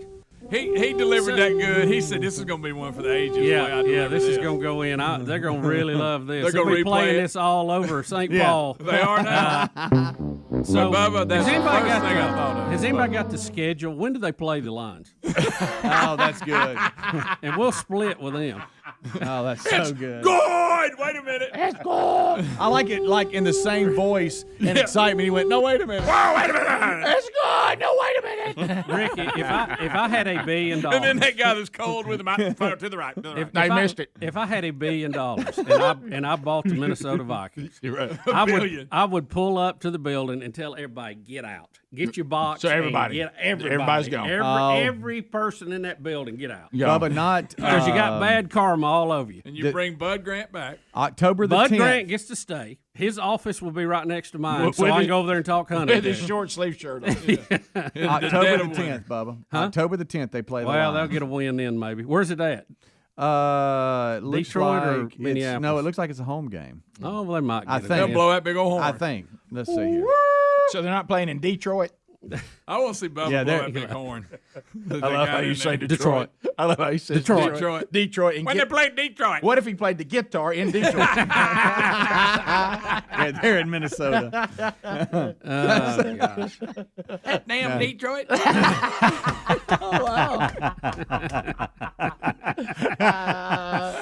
This is what it sound like if they let us sit on the couch and call a ball game. Oh, Rick, it'd be good. And, a lot of snacks. And Rick, we Lots of joke, snacks. but we did propose that once upon a time. Here we go. Right, yeah. Nobody won't take us up Yeah, on I heard Terry Bradshaw called and called it. Terry Bradshaw. Where did that come Well, from? they figured it was going to take some of their viewers. All right, so I love when you went with Terry, though. can I tell you what? All the people. And you read this to me in the break, the email we got about the Manning brothers cutting up, and they're making fun of everybody's. And this one the size of Peyton Manning's head. Mm-hmm. And when Eli said, "Would you rather have a game worn Peyton helmet full of quarters or $10,000?" Guys, I'm gonna hold down for a Bubba joke. I'm going to go out. I'm going to go out. This is going to surprise you because I really like when the Manning brothers. I like their commercials. Yeah. Oh, I think they're funny. Everything they no, they do are is funny. really good. Well, you know why you don't think it's a bit? Because it's not attempting to be funny, but you're not. Did you? They're actually genuine. They're actually funny. They got good delivery. They make fun of each other, and what I like Well, I guess it was advertised for one of their shows they do. When they ask his dad how many steaks he wants, he holds up that phone one. How many steaks you want, Pop? He goes, never looks up at what he's reading. It's a big foam hand. They claimed that. Can I tell you, foam hand humor owns me, too. Sure it does. And I know AT&T's got that commercial. That girl just keeps holding down. During the critique, they said that Dad called Eli and said that he couldn't make fun of Peyton's forehead for 2 weeks. Okay. And Peyton said, so after 2 weeks, it's back on? I mean, what's the deal? That's good. Bubba, back to the Vikings. All right, they lost every preseason game. Well, yeah. First regular season game, they lost in overtime. Yeah. And then they missed a 30-something yard field goal to win it. One of my favorite things is Bubba's relationship with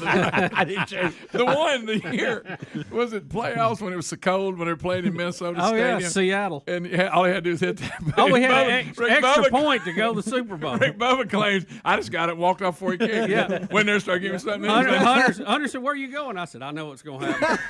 I just laughed. That is a true story. I did not. And when he started hollering, they missed it. I go, yeah, they missed it. Are you kidding me? Bubba, I hate to bring this up. I'll tell you the one that may have been the worst is the year they really had a good team. Right. When Randy Moss was there, Randall Cunningham, and they were setting all kind of offensive records. And they had a kicker who had not missed a field goal the entire year. Yes.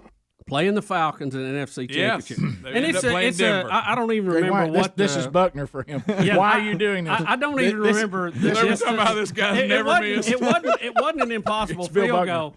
It was like 35 yards. Some pro, especially this guy. A pro, it's a they make it 90% of the time. And I thought, we're going back, and we got a team. We got a team compete, and he missed it. Sure and the announcer said right before it, he has not missed a field goal all year. Right. And I thought, I just threw my drink. What are you doing? Right. What are you doing? And the Falcons went on and got hammered off to the right. Falcons get beat by Denver. I know. It was awful. It was a terrible Super Bowl. Yeah. Well, it probably just saved Minnesota from losing another. But now they have tying the Bills. But we've talked about this before. Guys never miss. We've talked about this before on the show. See if you can find that kick, Adler. Oh, God. Vikings versus Falcons. Anderson, what was his NFC. What year? What year was it? Yeah, it wasn't Anderson kicking it. I think it was. Yeah, I think it was Anderson. What's his name? Gary Anderson. Yeah, but he hadn't missed one all year. And they're at home. There's no wind in the dome. It's perfect. Yeah. The crowd's quiet. Right. Where'd it go? Yeah, I remember that. It was. I mean, I honestly thought, and didn't they have the most high performing offense in the league? Yeah. Oh yeah, they set all kinds of records. Yeah. I mean, we had a chance. It was like Randall Cunningham. He came back alive, from his Eagles days. And Yeah, then he was back. Yeah. It's something when you see too, another one. I'll tell you another great one.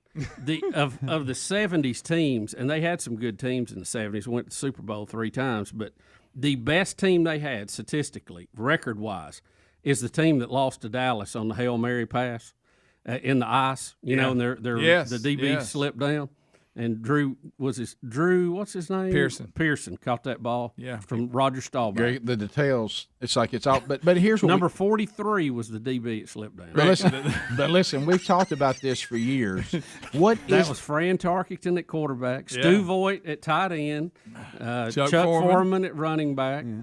And you had the Alan Page, Carl Eller, who ended up being a Jim judge. Marshall, and all of them, on the defensive line. But what is this thing with you? And we've talked about Jim this. Gilliam, wide receiver, number 42. That you're drawn. How does he have this memory of this? And I can't tell you what we did 6 o'clock. I'm telling you.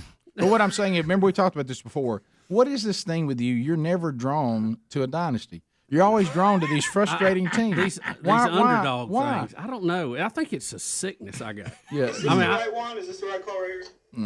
Let's see here. Can we play it? Rick, when that's it. That's it. When the Braves got good, he was done with them. Right. Here it is. Morton Anderson right now. Morton Anderson. There's a difference between the Falcons going to the Super Bowl or maybe the Vikings going to the Super Bowl. Well, he's handled the pressure before. From 39 yards out. 39 yards. Anderson is good. He knows it. Right, that's not it. That's when the Falcons beat them. Yeah, that's not it. He made that one. Doggone it. Yeah, that's not it. Boy. Sorry, wrong call. But that's more misery for you. Thanks. But now you see that Morton Anderson can put it right down the middle. Yeah, see, What year was it? It's the Falcons. I'll find it for you. It's the NFC Championship game, Falcons versus Vikings in the Dome. This was 98 Falcons Vikings, so that's way early. Is that too early? I think maybe that's how they won that game. Huh? I don't No. know. I think he had missed it earlier in the game or something. No, Greg, I don't think so. It's something. Because they didn't go to the Super Bowl. Did he miss well, it? the Falcons. I Did see he what you're miss saying. it in regulation? I think that would have so. been the win, and I then it think went into overtime. then Morton Maybe Anderson that's come it. in and kick. Because I think it was Gary, and I may be wrong. Yeah, who was the Vikings? The Vikings missed it during the regulation. That is the right game. All right. But earlier in the game. Yeah, that put him away. Yeah, that was the It chance. was in 1998. Yeah, you're right. Rick and Bubba, Rick and Bubba.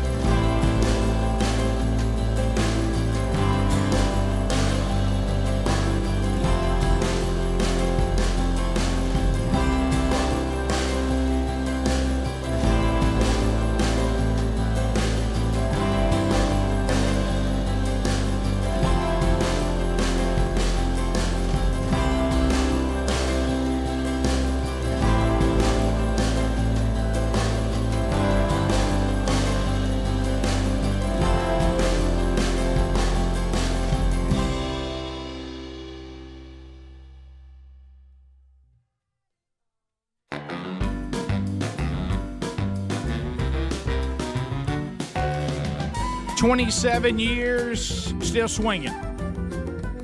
From the broadcast plaza and teleport.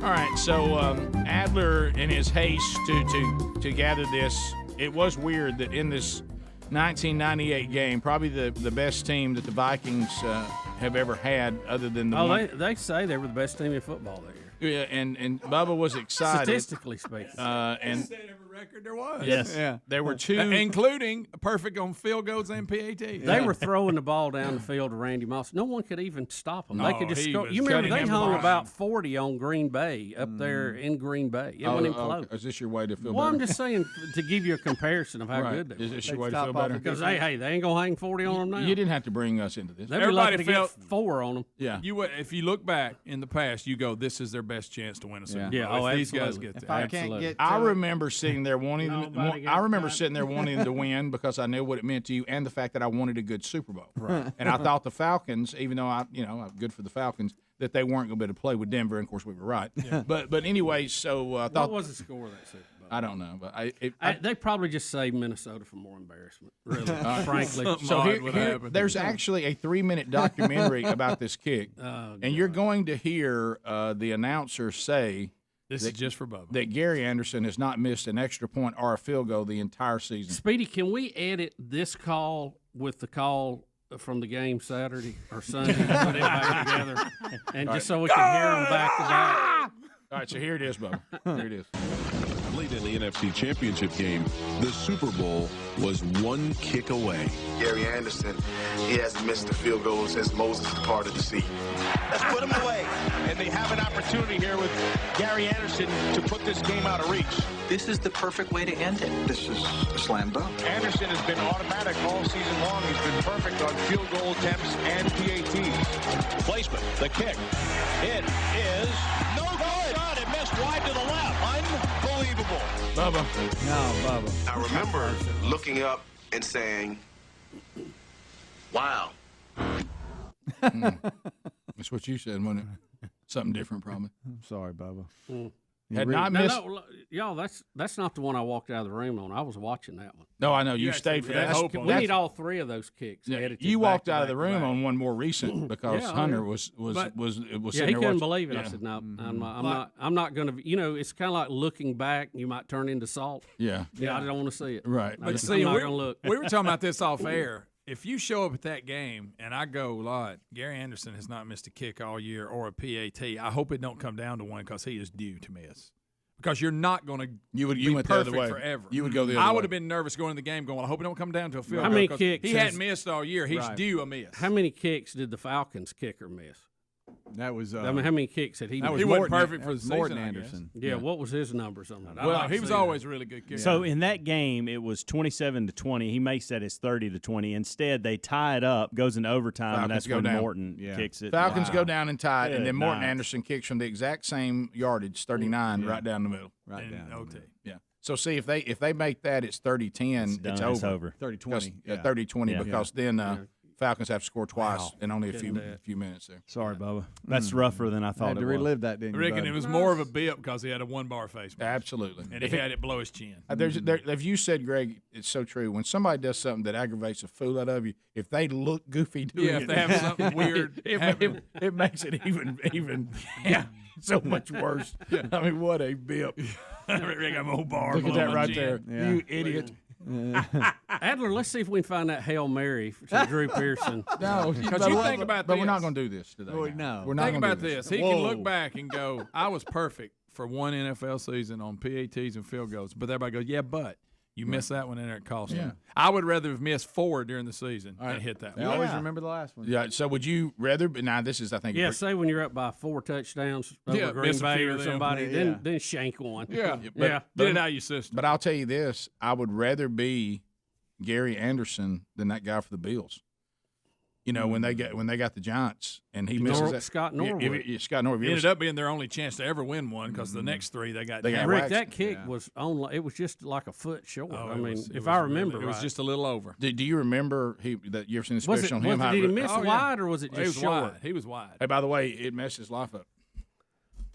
That's Look, I tell you, I don't envy the kicker deal. That's not a good life. No, because in the holder and the snapper, I mean, if you're perfect, everybody expects you to be perfect, and when you mess up, you're like, oh my gosh. It's a good life at practice, but it's not a good life when everybody calls you and you've been over there like texting people. We take for and granted. all of a sudden, what? I'm in the game. We take for granted you got to get the snap. He's got to get the ball and he's got to get it down and you got to hit it right. And we just take that for granted, like, And you know they do it so well. And you see these guys crashing in from the end that are so fast. Oh, yeah. And they dive, and I mean, it looks like every kick they almost block. Yeah. Just inches that thing gets off. Yeah. I can't imagine as a kicker starting to move forward and kick and the ball's not even down yet. I know. You know what I'm saying? It's almost like you're just going to trust by the time your foot comes through, that ball's there. I won't repeat. I can't hesitate. I won't repeat all the stories of it, but my age hits perfect. My age, as far as high school and then into college, I had never seen specialized kickers because when I was in high school, we didn't have any. Mm-hmm. No one but one team we saw that year had one. He was the first one I'd ever seen. Yeah, it was like we couldn't believe it. So look at that guy. He's just the kicker. And then he choked, but he did. But I mean, it's the on an extra point if I remember. Yeah. But anyway, playoffs. Yeah, what gave us the victory 21-20. But anyway, so we said thank you. And yes, and I believe that we had a few words on the way by as he laid on the ground with his face buried in the grass. Specialized kicker can't make an extra point. Yeah. But anyway, it ain't like you were sore from the rest of the game. By the way, for the win, but I mean for the tie. But anyway, so I'd never been in that culture before, and I remember it's a different culture. Yeah, it is a different culture. Yeah. Would you like? This is going to be controversial. Would you like football better if kickers were not a part of it? Yes. I get so frustrated with, hey, we blood, sweat, and tears for this long out here, and now we've got a guy who has hardly done anything. Yep. I know you're talented, but you're a talented kicker. Yeah, but now the game depends on what you do. Yeah, I would be for the removal of it completely. Yeah, I think I would too. I would be okay with everybody gets the ball at the 20. Yeah. And let's just play ball. Yeah. And you got to score to win. Yeah, I'm with you. Bad like we used to do in backyard. Yeah, we had no kicks. And I'm for on the punt. We just all mark off the same amount of yardage. 45 yards. No punting. Rick and Bubba, Rick and Bubba.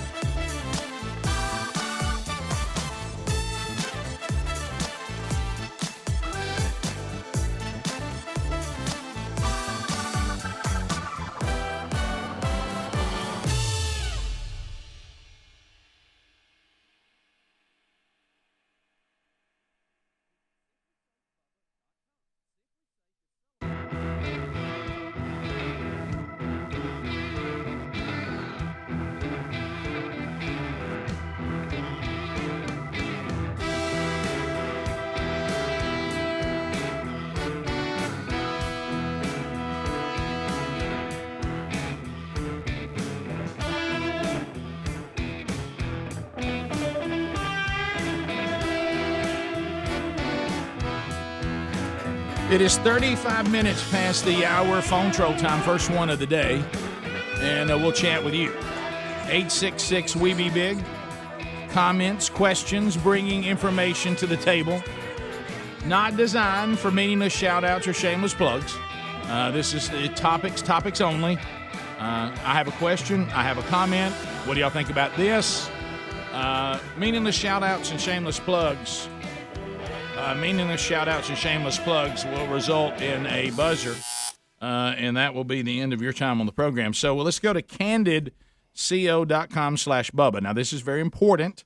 If you're out there and you're thinking to yourself, hey, my grill needs some help. I don't like my teeth need to be straightened. Well, if your teeth need to be straightened, then you have to go to someone whose expertise is straightening teeth. Now, candidco.com/Bubba has these invisible, practically invisible, comfortable, removable aligners, but they're only going to use orthodontists. Now, there are some competitors out there, and they start talking about all this, about, hey, we got aligners and all that, but they use general dentists, and that's not their expertise. We love our general dentists, but they're not orthodontists, and we love our orthodontists, but they're not dentists. So you want to be with the expert, and you have an orthodontist that starts with you and stays with you through the entire treatment, which takes about 6 months, but you'll see results way before then.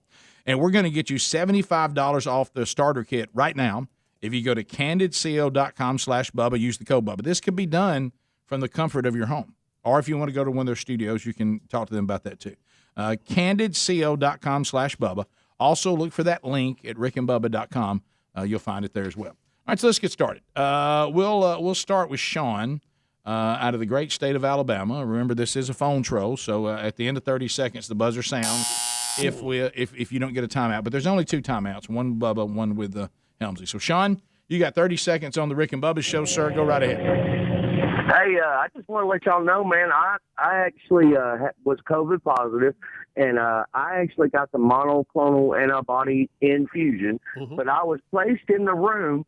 I was non-vaxxed, tested positive for COVID, with another man that was vaxxed, tested positive for COVID, and he was getting the antibody infusion as well as I. And it's like 12 hours from the time I got that infusion, Rick and Bubba. I mean, God's blessed me tremendously in my life here lately, but 12 hours from the time I got it, So it sounds like he said he was going to start feeling better. And that's going to tie in real close. We're going to talk to Dr. Scott Harris, our state health officer, later in the show. And, that's been a big topic, the monoclonal antibodies, who, by the way, has been remarkable in this. Our amount that we're getting is being cut back in 7 states. So we'll address that with him. Yeah, we'll try to figure out why that is. But, but again, if somebody gets the variant, whether they're vaccinated or not, the infusion can help them as well. It appears the infusion especially if they're having a hard time with it. Is really, really working good for a lot of people. Let's go to Brett in Alabama. Brett, welcome to Rick and Bubba. Hey, guys. Hey, buddy. I used to work for a D1 football team in the SEC, and every single practice, the football kickers, punters, and long snappers would play this baseball game they invented where the long snappers would pitch and the punters would catch and the kickers would hit with the pads. Yeah. I've told the story 1,000 times when I first arrived to play for Troy, and I'd never seen specialized kickers, and I asked the question, "What are those guys doing down there?" and they said, "Well, they're the kickers." And I said, "Well, what are they doing?" And they said, "Well, they're down there kicking." And I said, "Should they be smoking?" And I literally saw a guy with his helmet off, with a cigarette in his mouth, punting. Rick. No, that's absolutely true. And you got to remember, this early 80s. Smoking was not as demonized as it is now. Remember, we had Smoking Hall in high school. Yeah. Where you went and stood behind the yellow line to smoke. Let's go to Chris now. Yeah. Absolutely true. I've told that to people. They can't believe it's real. No, we went to high school where there was a designated smoking area. Yeah. Oh, yeah. Chris in Leeds. Chris, go ahead. 30 seconds. Hey, guys. Chris from Leeds, but currently not on deployment right now, so I got to catch the show, and very fortuitous. Bubba, do you know the last kicker the Vikings cut? Daniel Carlson. Yeah, you know how many field goals he's made in a row now? How many? 26. 26. That's a good call. That way you get mad. You know? That was still Zimmer. That's one of the But let's be honest though, okay? Because idiotic things. Well, no, but this is the thing you're missing, and pardon me for this, but I think you're in a negative enough move today that you'll accept this. If Daniel Carlson stays and keeps that uniform on, he's still not making them. Yeah, he had to get out from under that cursed uniform. You know what? That's Right. that's a good way to look at it, Rick. Yeah. So it's good for him. He's playing on a team that's winning. They got a new stadium. Everybody's fired up about him. Right. But again, see, you're thinking if he stayed there, he'd still be this let me ask you consistent, but he this. wouldn't because the uniform wouldn't have let it Look, happen. we've all coached, okay? Here we go. And we've never coached at that level. But you trade up to get a guy who has a good track record. Now, he has a bad game, okay? And you just get rid of him. I mean, not trade, you cut. You lost that pick. Gone. Yeah. All that gone. The Cowboys did it this past week. Who'd they cut? They cut their kicker. Did they? Yeah. After he had a bad week, they cut the kicker and brought up the kicker from the practice squad, and he beat Seattle. Did they trade up and trade players to get the kicker in the draft? Don't act like it's you know what I'm saying? I don't even understand that from a logic This is one of these standpoint. things, and it's an Albee too, which was double hit. Okay. No, now we're getting to it. Right. I just if it was a Bama kicker, he'd be glad he's gone. No, this is purely a Vikings thing. By the way, it looks like the Bama finally has a good kicker. Yeah, they have for a couple years now.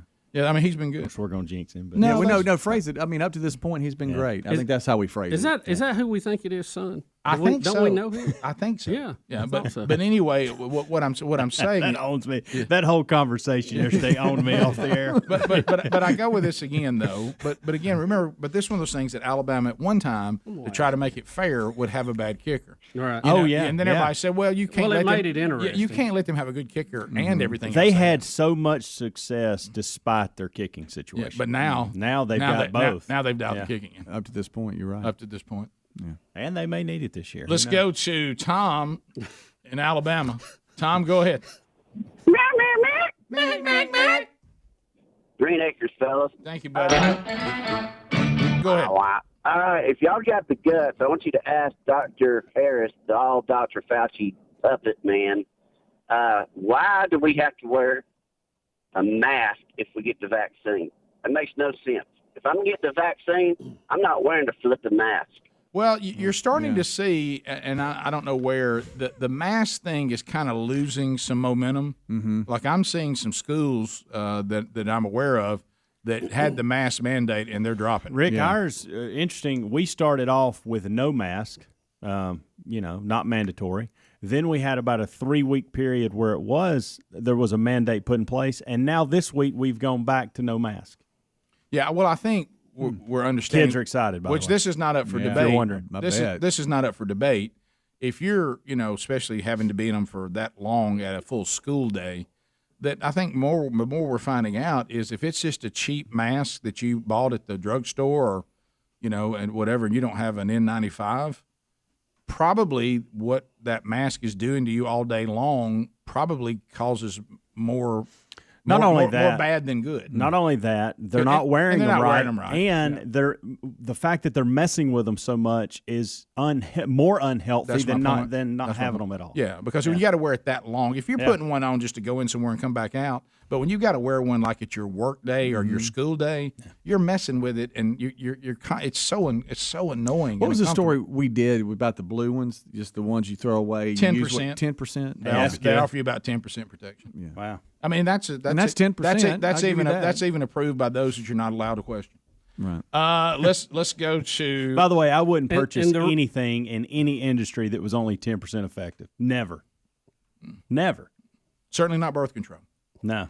Rick, I wasn't going there. To answer his question, when the study came out that people who had been vaccinated could still pass along COVID-19 is when they all brought back the mask again. Right. That's what it was. But be careful. I got ate up yesterday for claiming that the vaccine can't completely protect you from the variant. Of course, that's factually true, but someone ate me up about it, but that I was saying that it didn't offer any protection. No, that's not what I said. No, it doesn't offer you 100% against anything. No, there's breakthrough cases. It was to flatten the curve. Remember? Well, I also was comparing it to how effective it was against alpha. Right. It is not as effective as far as you contracting it as it was against alpha. That is just a fact. Now, does that mean having the vaccine doesn't give you any protection? I didn't say that at all. It absolutely helps, especially if you've not had the antibody. But I never said that. Yeah. But it is factually true that people with the vaccine are still getting the variant. That's factually true. Well, just like the guy just called. He had been vaccinated, and he was in a room with a guy that hadn't been vaccinated. We have a friend that was fully vaccinated,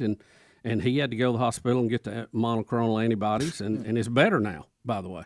Let's go. What is it? What is Just it? the way you say monoclonal owns That's me. all right. You've got an R in there, and that's fine. Keep doing it. Just say infusion. Y'all know what I'm talking about. I know exactly, but I'm still entertained by it. Hey, I can be monoclonal. No, I can be entertained by that though. How do you say it? I don't want you to change. Bubba, How do you say monoclonal? Bubba. Monoclonal. Yeah, you've got a fishing rod, and you're trying to bring in the Leviathan. Okay, just forget. Monoclonal. Don, That's it. You got it. Don in Cedar Bluff. Don, go ahead. Hey, guys. Hey, Rick, Detroit. yesterday morning when you were on your segment there about the duplicate numbers, I had to go into work and I missed the remainder of that segment. But I was going to tell you guys, I'm kind of like y'all. I'm an old schooler in that. And back in the 70s, you know, when you saw the 00, I was kind of on the fence on that. But the single zero number, I cannot stand that. Yeah, the single zero, but I don't even care about that anymore. I'll accept a 0. I'll accept a 00. I'll accept 100 and 101. Oh. What's got to go is duplicate numbers. That I don't understand the psychic part of that. I don't understand how anybody would want it. I don't know why we allow it. I'm even open to invent new numbers if you want, but we can't have them. Alphanumeric. We cannot have duplicates. Rick and Bubba, Rick and Bubba.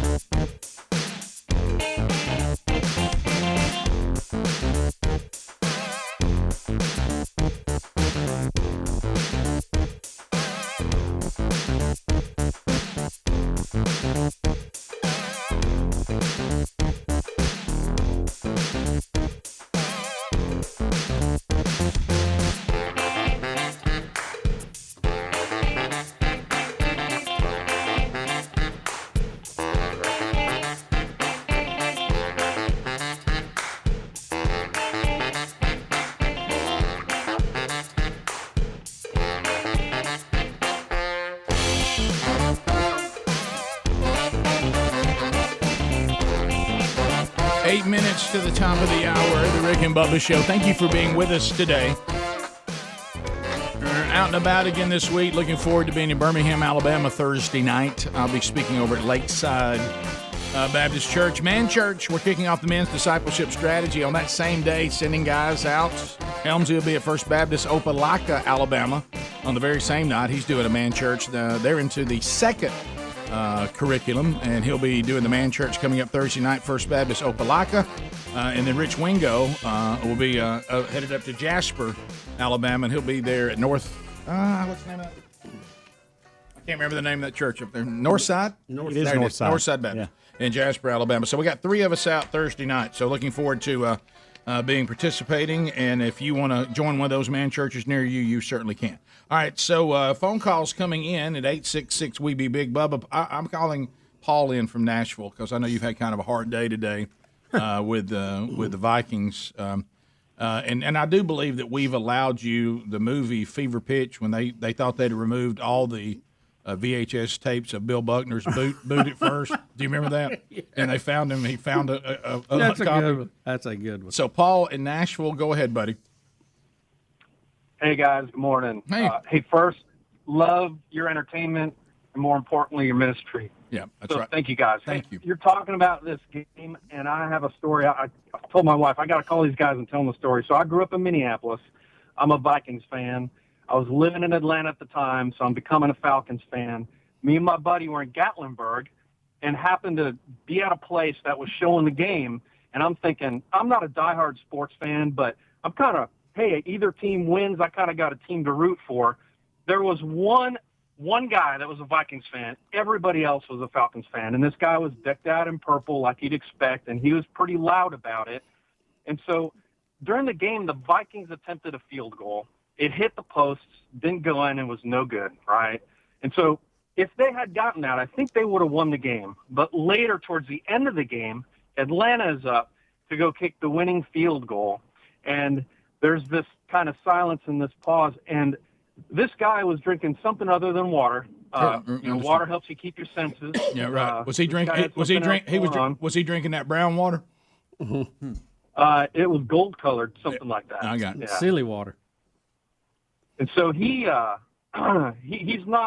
completely 100% there, but the broadcast went to go as Atlanta's setting up to attempt this field goal. The broadcast goes to replay the Vikings' failed attempt, and this guy sees it on the screen, doesn't realize it's the Vikings a replay, thinks it's Atlanta, sees the ball hit the post and go out, and screams at the top of his lungs, "Shank, baby!"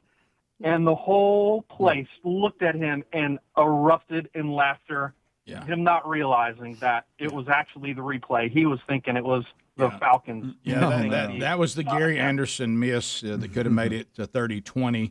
Yeah, it was a near miss. I don't know if it hit the upright, but it was close. It was real close. But he thought when he saw the replay, that they had done it. Yeah. All right. He ought to know better than that. Let's go to Travis. Travis, welcome to the Rick and Bubba Show. How are you today, buddy? Doing good, fellas. How you doing? Good. Yeah, so I am a former college kicker. Just wanted to weigh in on a little bit of the kicker bashing that's going on. No kicker bashing, just kicker preference. It's a better way to put it. Yeah. So I of course, I feel your analogy with the smoking in the background. We used to go back behind the baseball field, play two-hand touch. Right. This is not helping. Travis, this is not helping. I know. Hey, I used to get picked on, but I used to tell people, former teammates, one thing when I got picked on, one of us is red-faced and sweating, one of us is not. Right. One of us is more than likely a starter. One of us is not. Yes. One of us is the leading scorer on the team. One of us is not. So, it looks like one of us made smart decisions growing up and one of us didn't. Yeah, well. You had me until that last one. Yeah, but one of us is leaving with a homecoming queen. One of us is not. Okay. Okay. All right. You're just going right after him, aren't you? I love the fact he said they're playing two-hand touch. I was like, this is supposed to be, look. You're not helping. Yeah, we're just having a little fun. Yeah. I love kickers. I used to carry them around on my hip. All right. All right. Let's go to Roy in Birmingham. Roy, welcome to Rick and Bubba. Go ahead.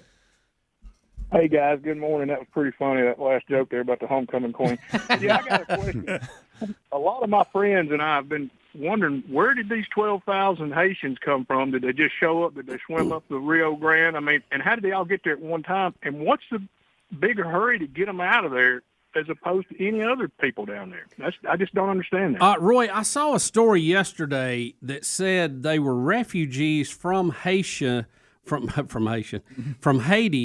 after the 2010 earthquake, and most of them had been living in Central America.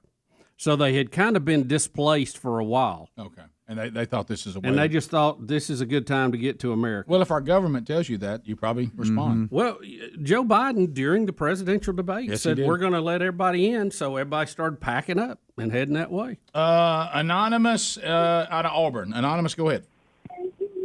Hey, guys. Thanks for taking my call. Sure. So I don't understand why we don't all just take the stance towards vaccinations that we identify as vaccinated. Yeah, I've seen those shirts, by the way. That's pretty funny because apparently you can identify as anything. Rodney in Huntsville. Rodney, go ahead.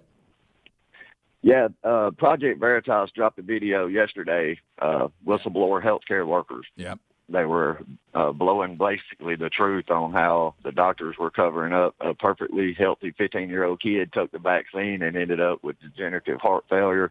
Yeah. They got undercover video where it's actually being videoed. You can hear them saying it. They were covering it up. So Project Veritas is doing a great job on looking into this. Yeah, somebody sent me that last night and said that, this is how Veritas usually works, that this is only the beginning. Yeah. They've got much more of this they're going to send out. And what they're saying is kind of what we've been saying. It leads to paranoia and distrust if you try to suppress certain information, even if it's not in a lot of cases.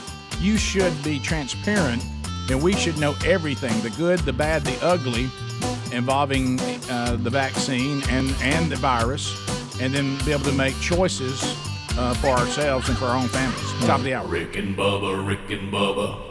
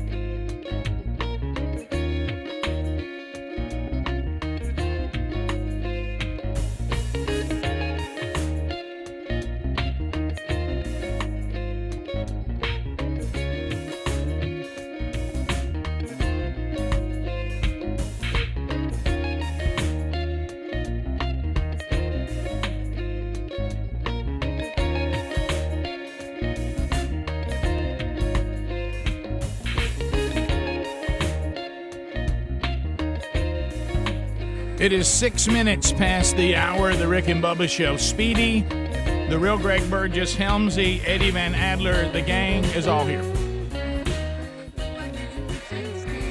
And welcome back for a brand new hour. Look right there. He may have number 12 across his jersey, but he's number 1 in your heart. Bill Bubba Bussey.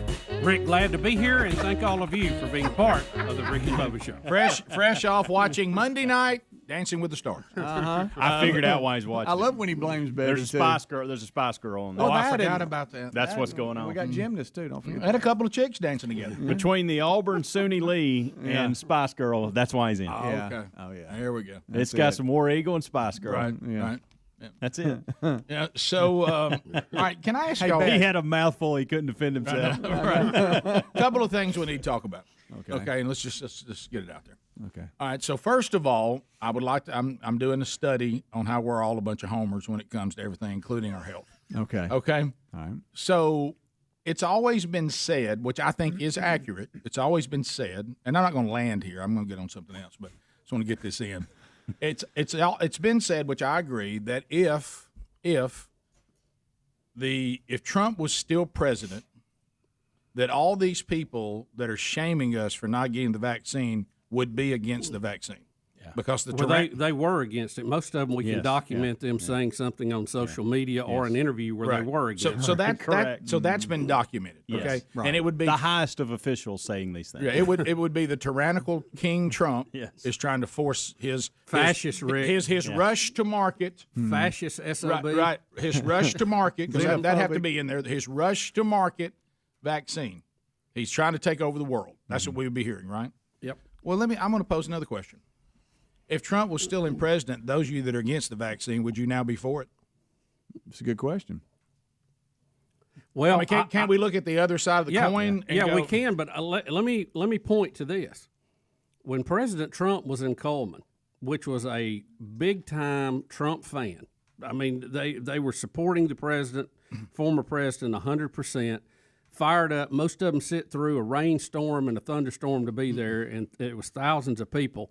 They're cheering every move he makes until he says, get the vaccine, and they boo him. And I want you to know I thought about that, but let me give one caveat on that. I thought about that, but that's after the war had already started.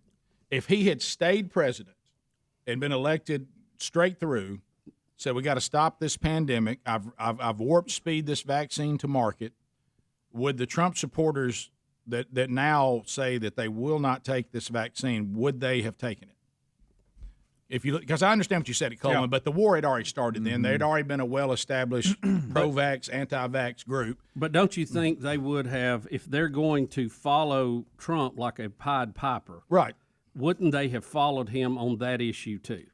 Well, or openly booed him. See, that's quite an act. Yeah, I do think that it.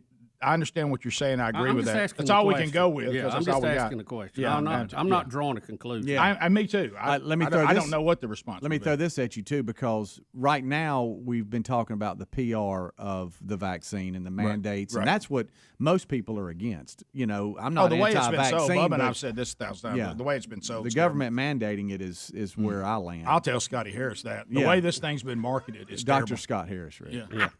We hadn't had him on yet. Let's not. What's wrong with that? I don't know if they call him Scotty. Rick, I don't know. be nice. I have no idea.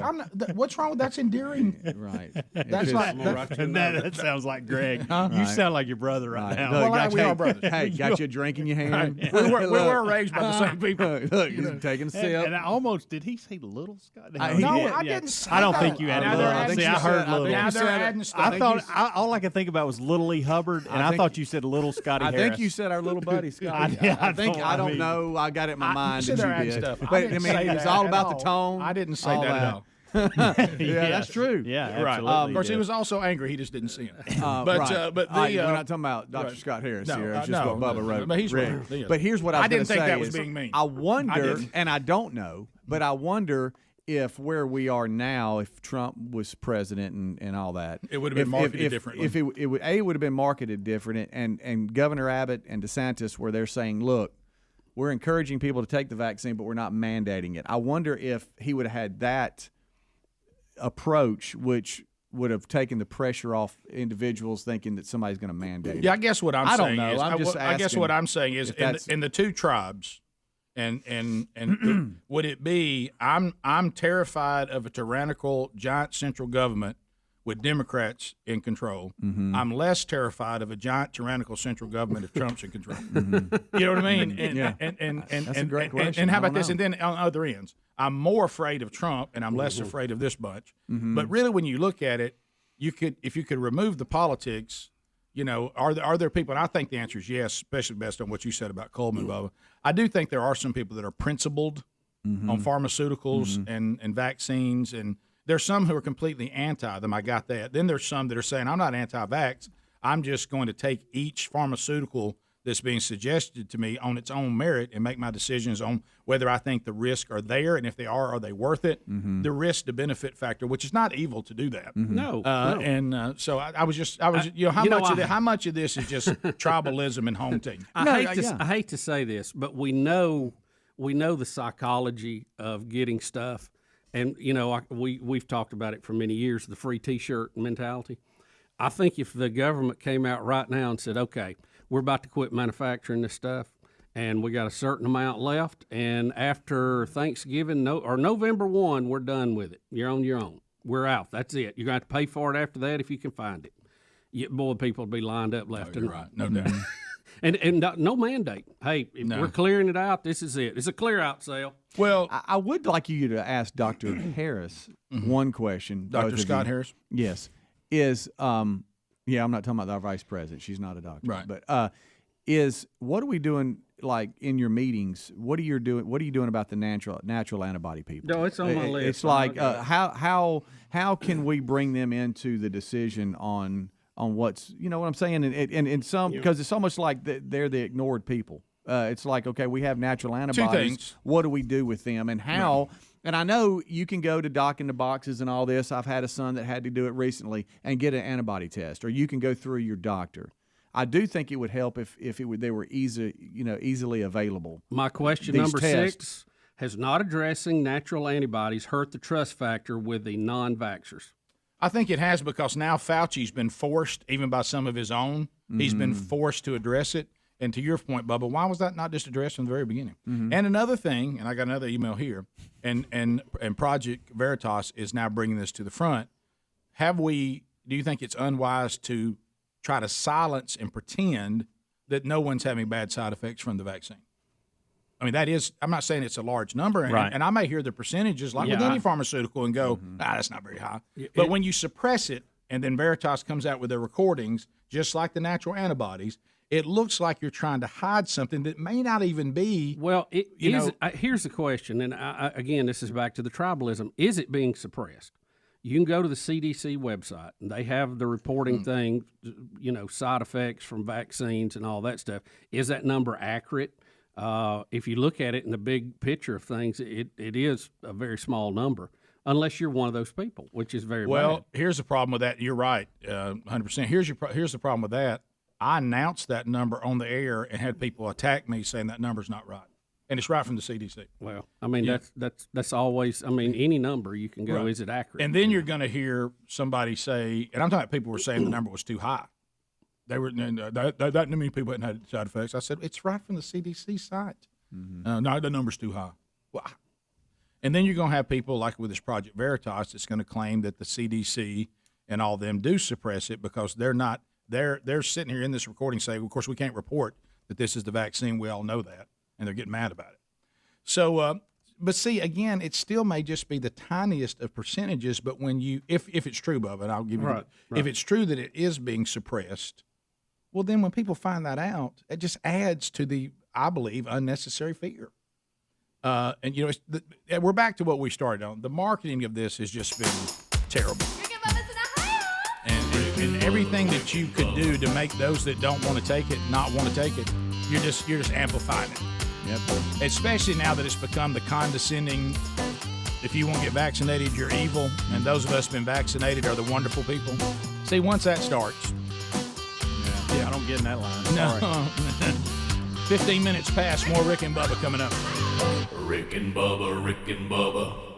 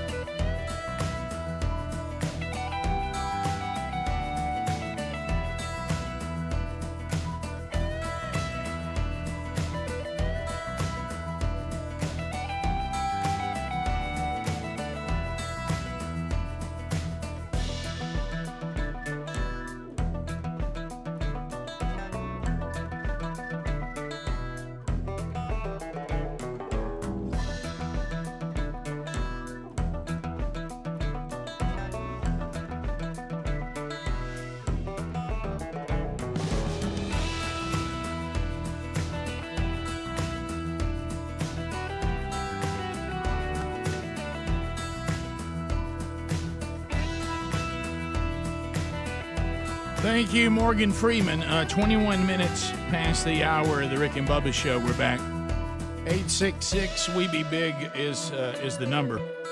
So I'm in one of these weird places right now because, I have been, and really, frankly, enjoying it. I try to enjoy all stages of life. Like you say, Bubba, it's, we make a decision to be joyful or not. Well, yeah, because let me tell you, you're going to go through these stages no matter what. So, and I think when we're parents, you're always a little guilty of that. I can't wait till the baby sleeps through the night. I can't wait till the baby can talk. I can't wait till the baby can feed itself or go to the bathroom or, walk around or throw football. You're always, so you got to kind of be careful. You don't always look to that next step. I will say this, and I know this may not go over great. There's 2 stages of life that I was waiting to get to, and I think I was accurate. That is when my kids are potty trained. Yep, that's a big one. I didn't look back and go, man, I wish they were still crapping all over themselves. So that one I think I was ready to let go. Right. And I got to tell you something, I'm really digging the empty nest. Yeah. The empty nest I'll go with you on that. Is numero uno. Yeah. Okay, so, which leads me to a little bit of a dilemma. Because, I'm a lot of times I still interact with a lot of people that are still in small kid world, and there's certainly joyful things. And, I really miss, not getting any sleep and traveling around to, 6-8 Little League games a week. And so, there's a certain, these things were wonderful at times, but they could be, and you remember if Dad was left by himself. We've covered that over the years and all of that. But I think sometimes if you ever had, I just don't know how to really react to this. Okay, so Sherry is leaving Sunday to go on a mission trip to Mali, Africa. Okay, and she's going through our local church and going to be there to visit a team that stays there full time, and then they're going to assess what's going on here, what are some things y'all need, but also at the same time, do ministry to the people there. And so I'm going to be left for about 8 days, okay, including my birthday. Okay. Well, we got you, Rick. For some reason, people seem to be concerned about this, like me. Like, man, I hate you're going to be left for 8 days, and I don't really know what to do because I've caught myself pretending to be sad. You know what I mean? And I was sitting there and I love my wife's my best friend in the whole wide world, and we have a great marriage and we love spending time together. And I will miss her when she's gone as far as the things that we enjoy. But it's not like she's leaving me with a bunch of kids and stuff I got to do and all this. It's a different era now. I'm in a different stage. Yeah. And so, and I probably made a mistake on this one. So we were, how, and I know it's uncomfortable to talk about, but when men go to a public restroom and we all line up down the urinals, we'll converse, only if it's got a divider between you. If it doesn't have a divider between you, you don't really talk. You just keep staying. Yeah. So I was in there at church on Sunday and somebody said, well, how you going to manage? I said, I'm sorry, what? How you going to manage? How am I going to manage? Man, what? Sherry's going to be gone. How you going to manage? And I, without even checking up, I went, quite well. And and he was, huh? And I said, I don't have any kids that live at my house now. He's really? And I said, no. I said, really, the only thing that'll change is I'll probably eat whatever I want to eat, and I'll probably watch whatever I want to watch. Don't take checks, homie. Right, and I'll probably go to the farm whenever I want to. But other than that, I said so. So I'm and you'll eat some things you're not normally allowed to eat in a volume you're not normally allowed to do. Love her, and certainly we'll miss her and be praying for her. And we had a big prayer thing last night about getting ready. But I'm kind of shocked that they're getting to go. Yeah, this is. I didn't think we were to that point. Well, this is third world Africa. But I mean, can you get back in? Yeah, same deal. You have to come back in with you do your proper testing or if you have the vaccine, all that. But so anyway, this thing of me, everybody thinking that I'm struggling, I don't really know what to do. Should I pretend to struggle? Should I be like, I tell you what, I don't know what I'm going to do? Rick, no, I wouldn't do that because somebody might, try to help you out and it complicates your situation or something. Right. Or you don't want Sherry feeling bad. So why don't you just say, look, I'm going to enjoy this time alone. I got a lot of work and to do. I still got to go to work. I got a lot of work I need to get caught up on. I said, look, as much as I'm working. And see, you know what that says? I'm going to be okay. Don't bother me. Right. Because I'm busy. Well, here's where I want to ask you a question, and what you just brought up is, hey, that was great counsel right there. Yeah. Okay, and I made a note of it, but here's where I have to walk a bit of a line here. Okay. Is there potential that I could get on the meal list? Where the Sunday school class, everybody brings meals to you. They bring you I mean, and that's one thing you don't want to do if you're trying to take a nap. It's a doorbell, right? But boy, they some of those meals are fantastic. Do you want on the meal list? Well, that's what I'm asking you. Yeah, I mean, there's a side of me that kind of does. Rick, but then can you say, put me on the meal list, but just drop it off? Don't ring the doorbell. Yeah, you can. I could even play the COVID card then. Look, we don't know who has COVID. I'm exposed to Speedy, and he's exposed to everybody under the sun. Right, yeah, that's it. Most people that are making food really don't want to stay and visit anyway. They just want to drop and go. But if I go there, though, I could end up in the, oh, no, my freedom is limited because somebody says, hey, I'm dropping off this food. Are you even there? Rick. So I can't do that because it may, because I mean, you never know. I mean, I may go down the farm and say, I think I'll just stay here and go to work from here. You may, you may want to eat a chicory hip. What did I just say? Chicory hip. What the heck is that? I think Rick, I thought he was kidding, but he was serious. I think you just had a stroke. You know what caused this? Chicory hip. You know what caused this? You trying to say that infusion. So I told you to quit trying to say it. Monoclonal, I can say it. Okay. I think it's still Viking hangover. Chicory hip. Yeah, chicory hip. Golly. By the way, let's be open to trying the restaurant thing again and calling it chicory hip. That's fun. Okay. I like it. You mean the hickory chip, Bubba? Yes, Yeah. hickory chip. got him down. Hickory chip. Seriously, think about it. When I said it, I went, wow, that's all messed up. Yeah, you caught it. Yeah, Greg, because here's what I'm thinking. I will, still be working here. I will do, whatever needs to be done. But really, so here's what those 8 days could be. I'm going to be getting ready for deer hunting season. Mm-hmm. Going down there, and sorry about that, that's a little soft right now. And I'll be down there, kind of doing that. Don't worry, Rick, you'll see me a lot. Yeah, how about this, Bubba? I would say I'd be fishing, but my fish keep dying. So, I guess next week, if I'd like to go in there and try to catch a 1/4-pound bass, I guess. When is she leaving? She leaves Sunday. Did I just hear one? It's beautiful weather. Did I just hear one idea you have is lying to your Sunday school I didn't class say lie. that That's not there's lying. a COVID concern at your house? No. You misunderstood that. I thought you I'm would saying if your wife goes on a mission trip and you're home, do you qualify for the meal service? Right, but then you said they don't have to come in. You could say, oh, we're kind of got COVID. Well, I just said you don't ever know about it. Yeah. Okay. Yeah, you want to be safe. I just want to make sure. Social distance. Yeah, but then Bubba brought up a good point. Bubba, Rick and Bubba.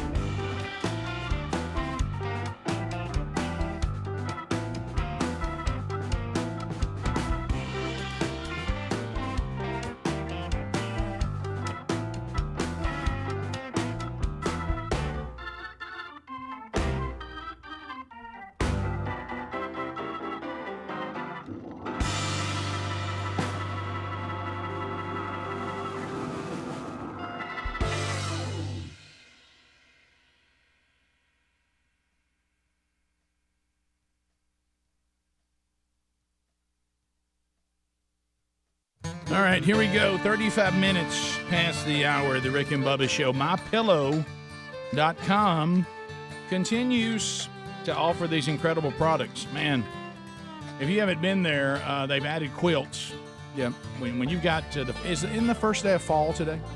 Is that officially on the 21? Isn't that the one? Or is it 23? I don't know. But yeah, first day of fall today. So you know we're headed in a lot of areas to cooler temperatures, even where we live. But I'm not going to fall for this. I know where I live that the cool's not going to last. We're still going to have some more hot before we get to the cool. But when for a lot of you, it's getting really cool. And did you know that MyPillow has added quilts? They've added it's got a quilt. They've added quilts to the lineup, and they're made with 100% upland cotton right here from the OUS. So, and the reaction has been outstanding. So go to MyPillow.com right now. When you click on Radio Listener Square there, use the promo code Bubba. That'll save you 30%. Okay. Now, Bubba and I also I wear them every day. As soon as I get home, I take off the shoes that I wore to work, and I go take a shower. Especially if I, went by and did a little exercise, try to do a little better. And when I get out of the shower, I go gym shorts, T-shirt, and I put on my MyPillow bedroom slippers. I just love them. I walk out on deck, grill in them. I mean, I love them. They're very, very comfortable. And if you would like to look right now using the promo code Bubba, that we're also going to get you 30% off on those slippers as well, whatever size. Wait a minute. Hold on. I'm wrong. 50% off on the slippers, 30% on the quilts, 50% on the slippers. So make a move on that right now. Go to MyPillow.com or just look for them under the sponsors button at rickandbubba.com and use that promo code Bubba because that's where all that savings come from. So are you can we talk about what you just got or should we hold? It's on Facebook, I think. Should we hold or you want to talk about it? I think we might ought to address it.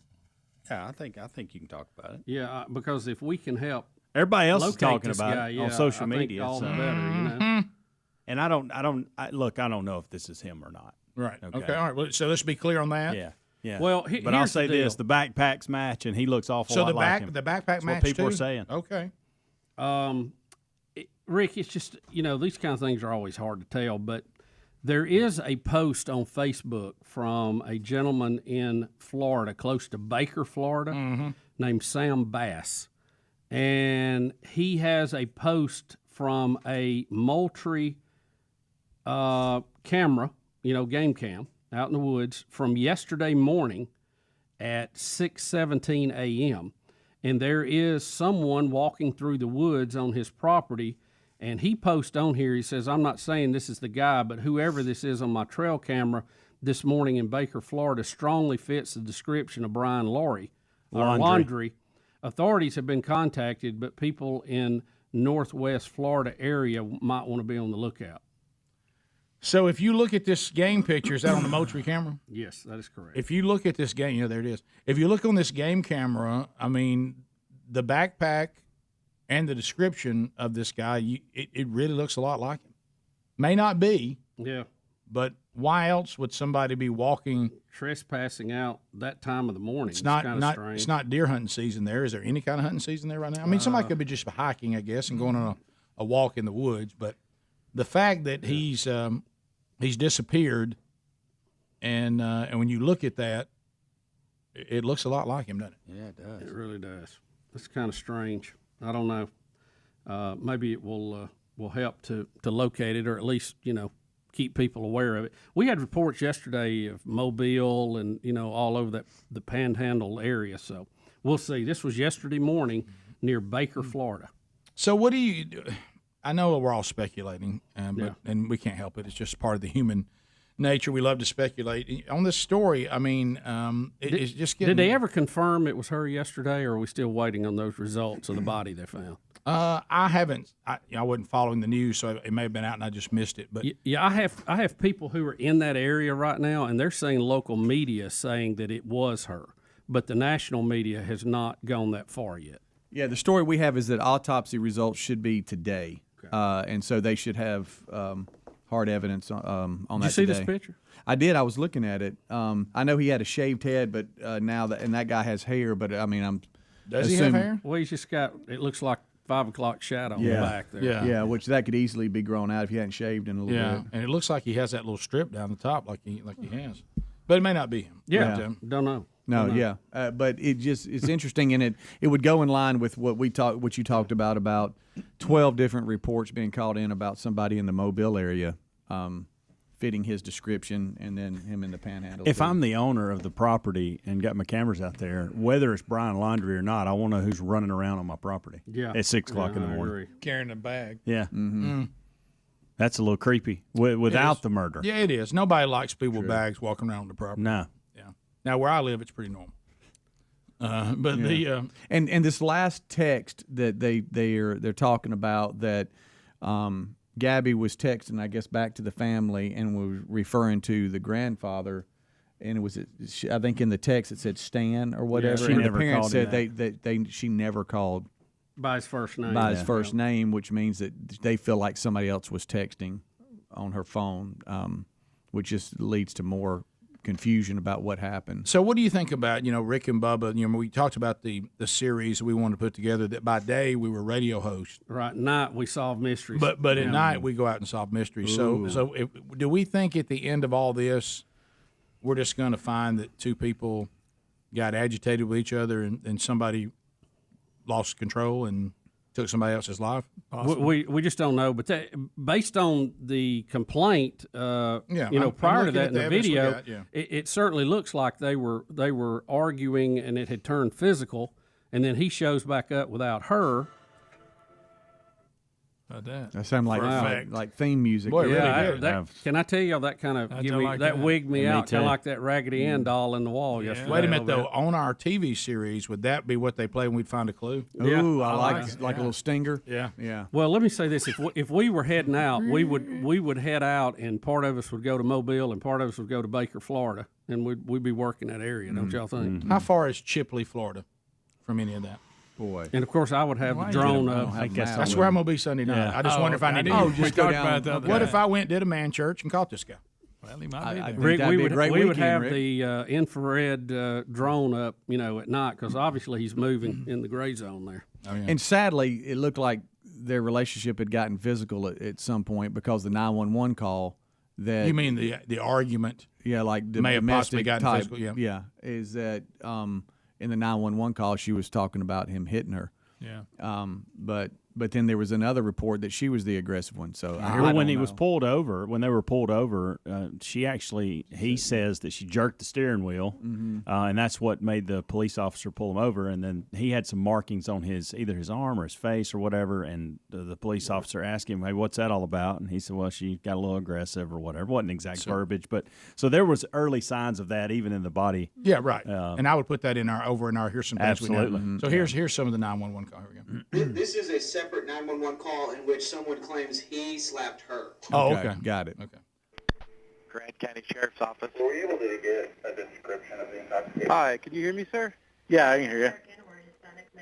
Hi, I'm calling. I'm right on the corner of Main Street by Moonflower, and we're driving by, and I'd like to report a domestic dispute. Florida with a white van, Florida license plate, white land, gentleman, Where's about it at? 5'6", beard. They just drove off. They're going down Main Street. They made a right onto Main Street from Moonflower. Or what were they doing? Cooperative, but what'd you say? What were they doing? We drove by and the gentleman was slapping the girl. He was slapping her? Oh, wow. Yes, and then we stopped. They ran up and down the sidewalk. He proceeded to hit her, hopped in the car, and they drove off.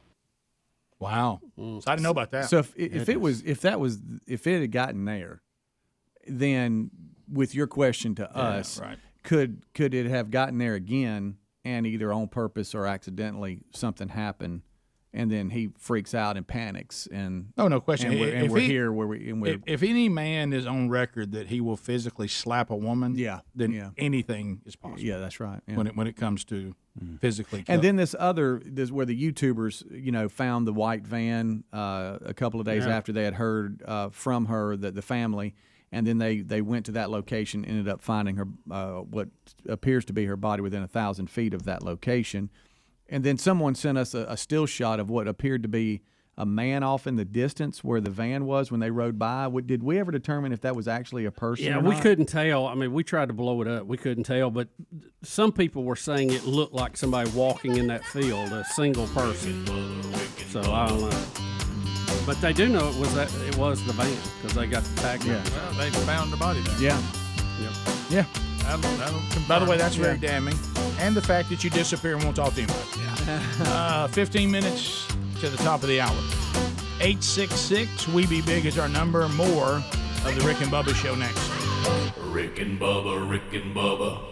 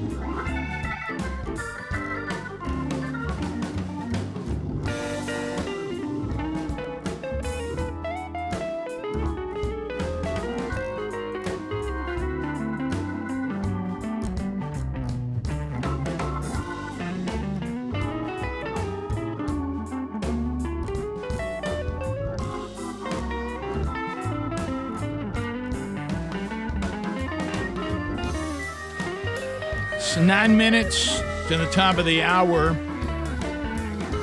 Rick and Bubba Show, 866 We Be Big. Well, Bubba, Andrew, I'm going to look at video 5 here.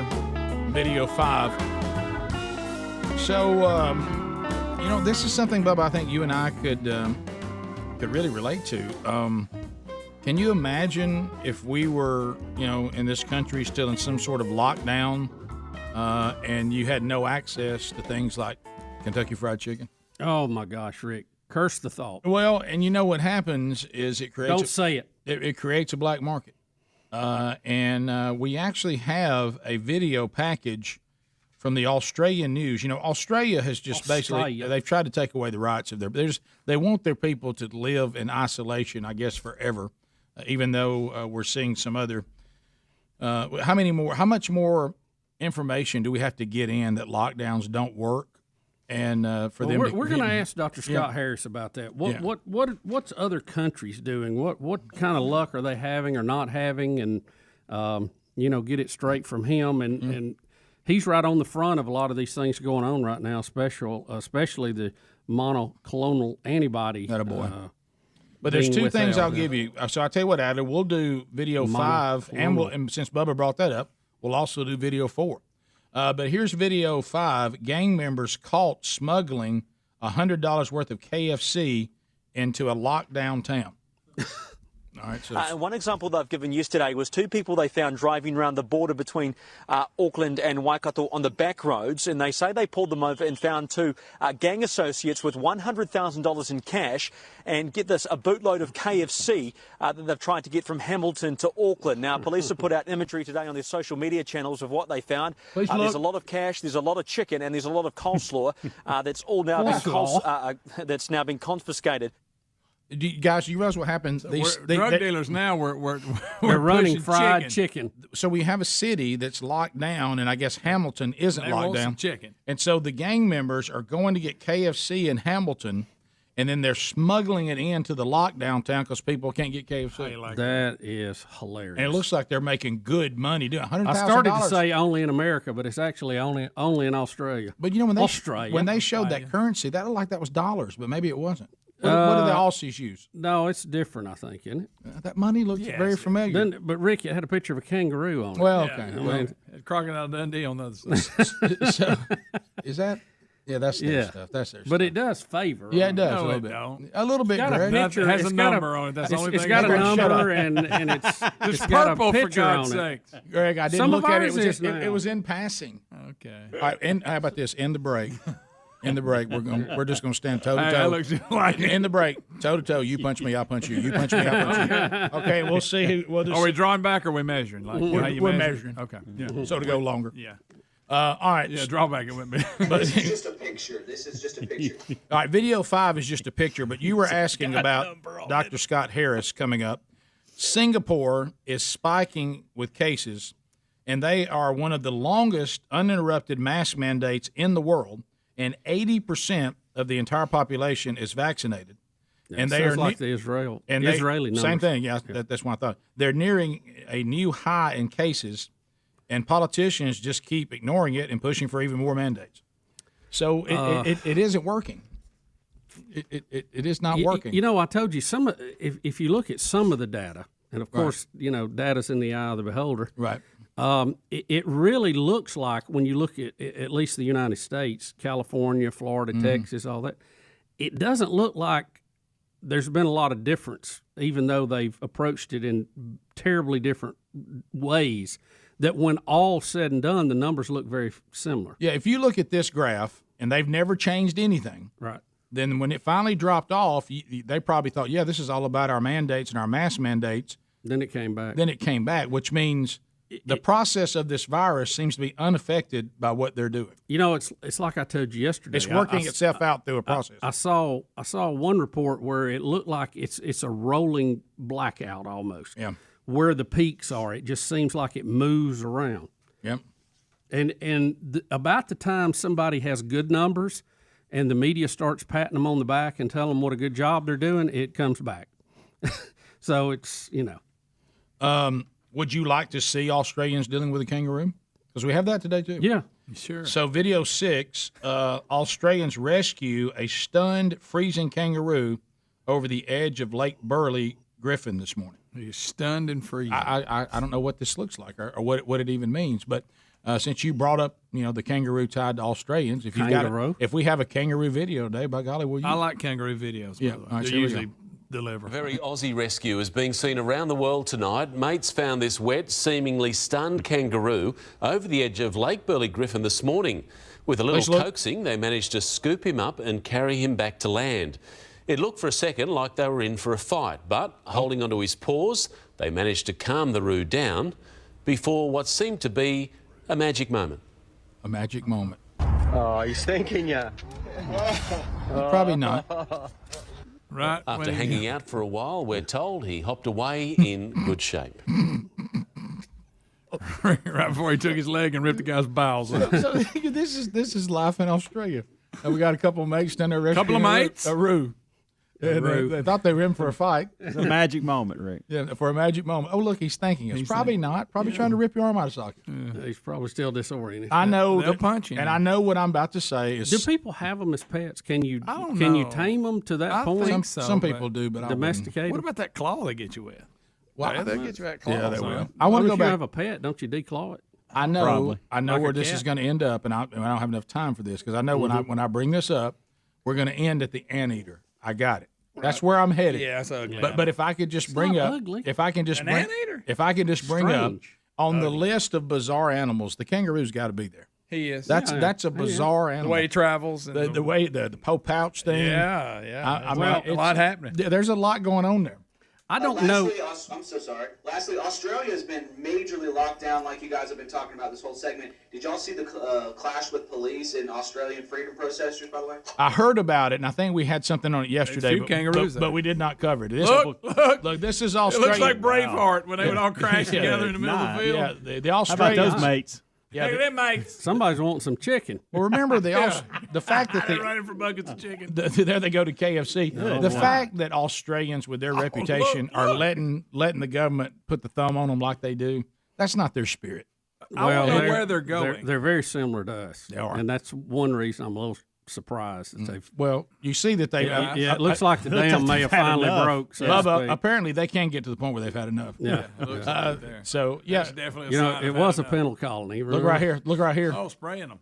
Yeah. Well, what they're saying, I heard a guy in Australia says our government acts like they've done this great thing with COVID, but they're neglecting to tell you that they've destroyed our livelihood, they've destroyed the economy, and we may never recover from it. They're leaving that part out. So looks like the Aussies are having enough. Top of the hour, we'll be back. If you're leaving us, have a great day. If you'd like to know how to get more Rick and Bubba, go to rickandbubba.com. All the different ways to get the content are there. If you are staying with us, we'll try to talk to Dr. Scott Harris, State Health Officer of the state of Alabama. We'll be back. Rick and Bubba, Rick and Bubba.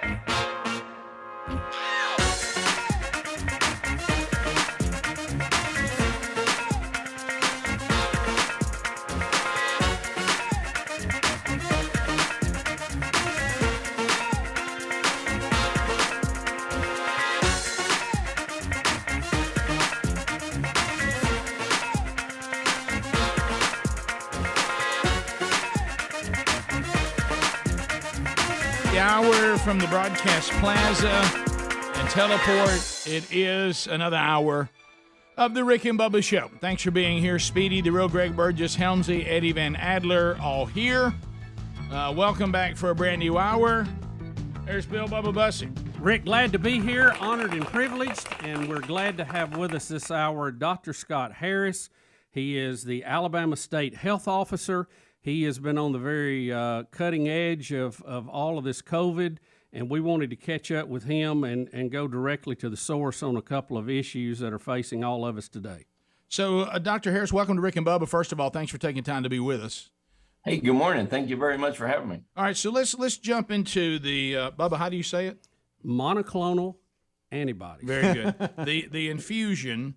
So here's something I guess that you can correct for us right out of the gate. So we were told early on that there were 500 million doses of this infusion to have it ready to go. Now we know there's only 328 million people in the country, but what you're saying is the cutbacks to the states. At first, it looked like they were politically driven. That hey, this is a punishment for different views on the vaccine, and I don't want you to comment on that because I know you can't. But as far as do we have? I mean, I know we don't need more because we've used a lot of them. Is it true that we had enough for every single citizen of the United States of America to have this treatment if they needed it? I not that I'm aware of.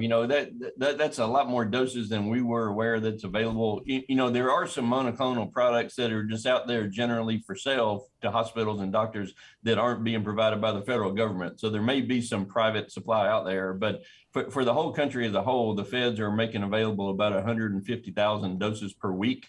And so that's got to be divided up among the whole country. And so we are getting our share of that, which is probably not as much as we wish we could get.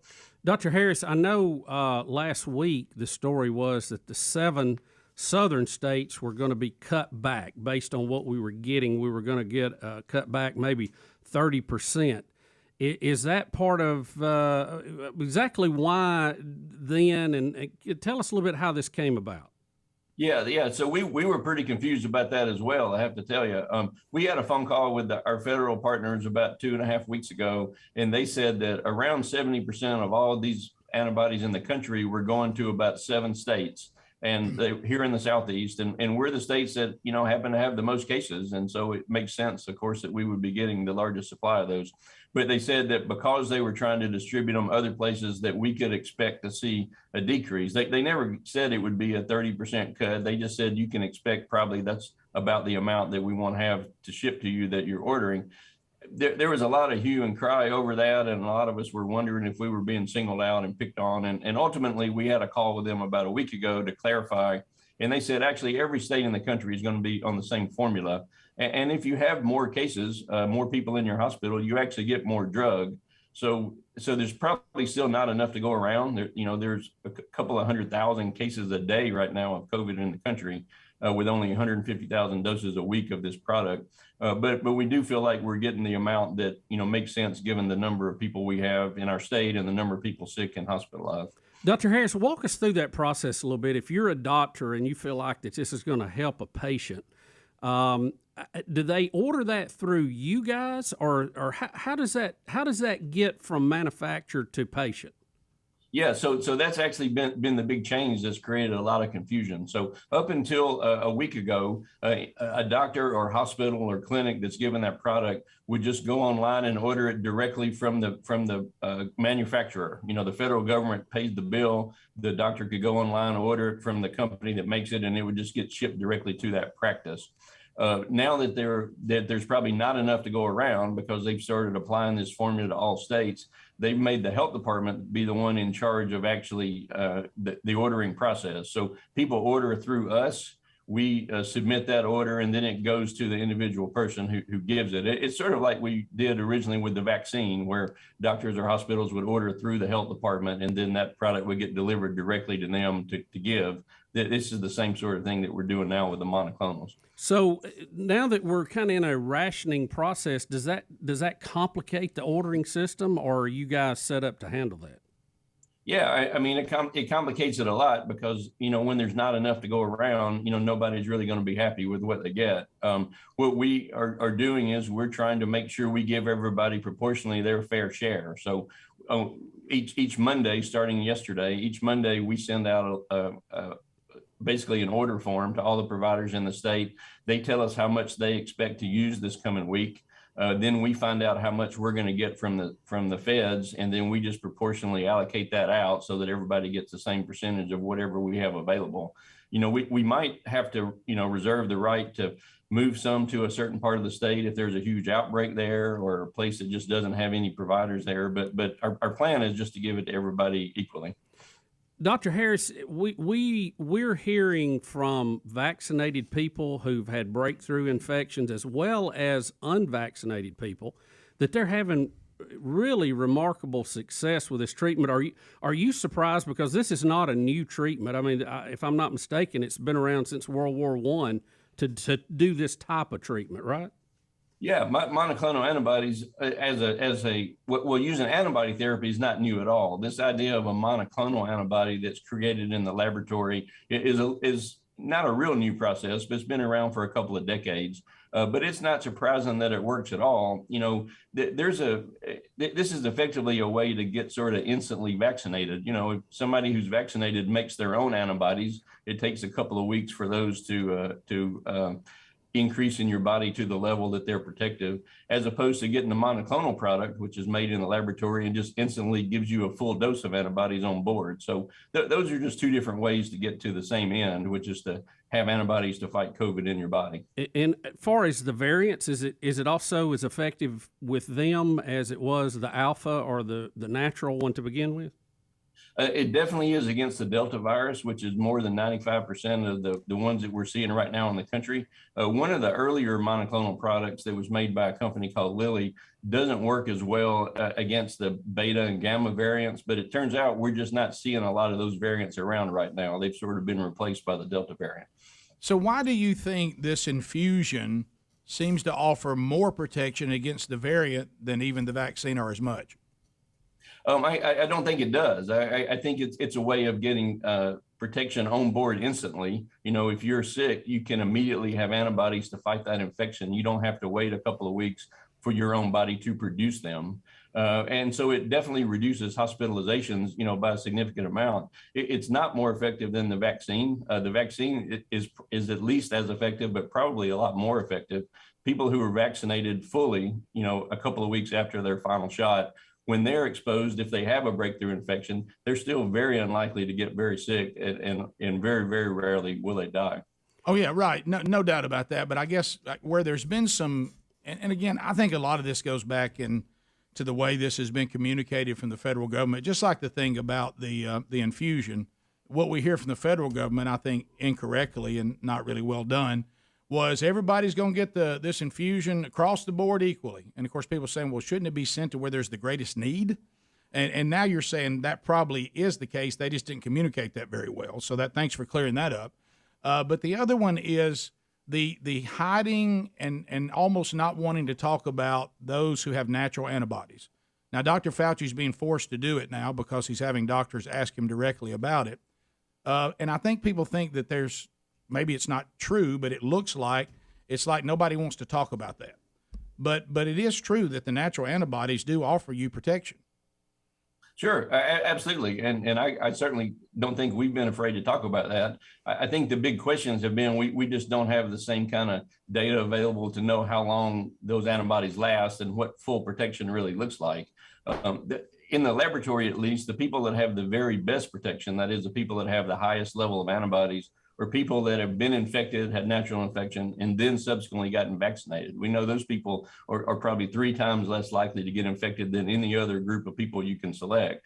But clearly, natural protection exists out there. We've had several thousand people in Alabama who've been infected at least twice. But generally speaking, people have a good 90 days of protection after they've been infected, and some people seem to have a lot more than that. We're just still waiting. Yeah, I still have it like 9 months after I had it because I was tested just recently. But yeah, I think the 90 days thing, we've kind of disproven it based on what I've seen, there's a lot of people that their natural antibodies exceed 90 days. But when we come back, I want to ask you about some of the things that we're not hearing about anymore, and do these mean these treatments have proven they weren't as effective? And then some other things about opportunities to get vaccinated coming up. And we want to ask you about the Israeli study. Do you feel like that's good information, and what did we learn from that? All right, we'll be back 16 minutes past the hour of the Rick and Bubba Show. More with Dr. Scott Harris right after this. Rick and Bubba, Rick and Bubba. To fix your uneven...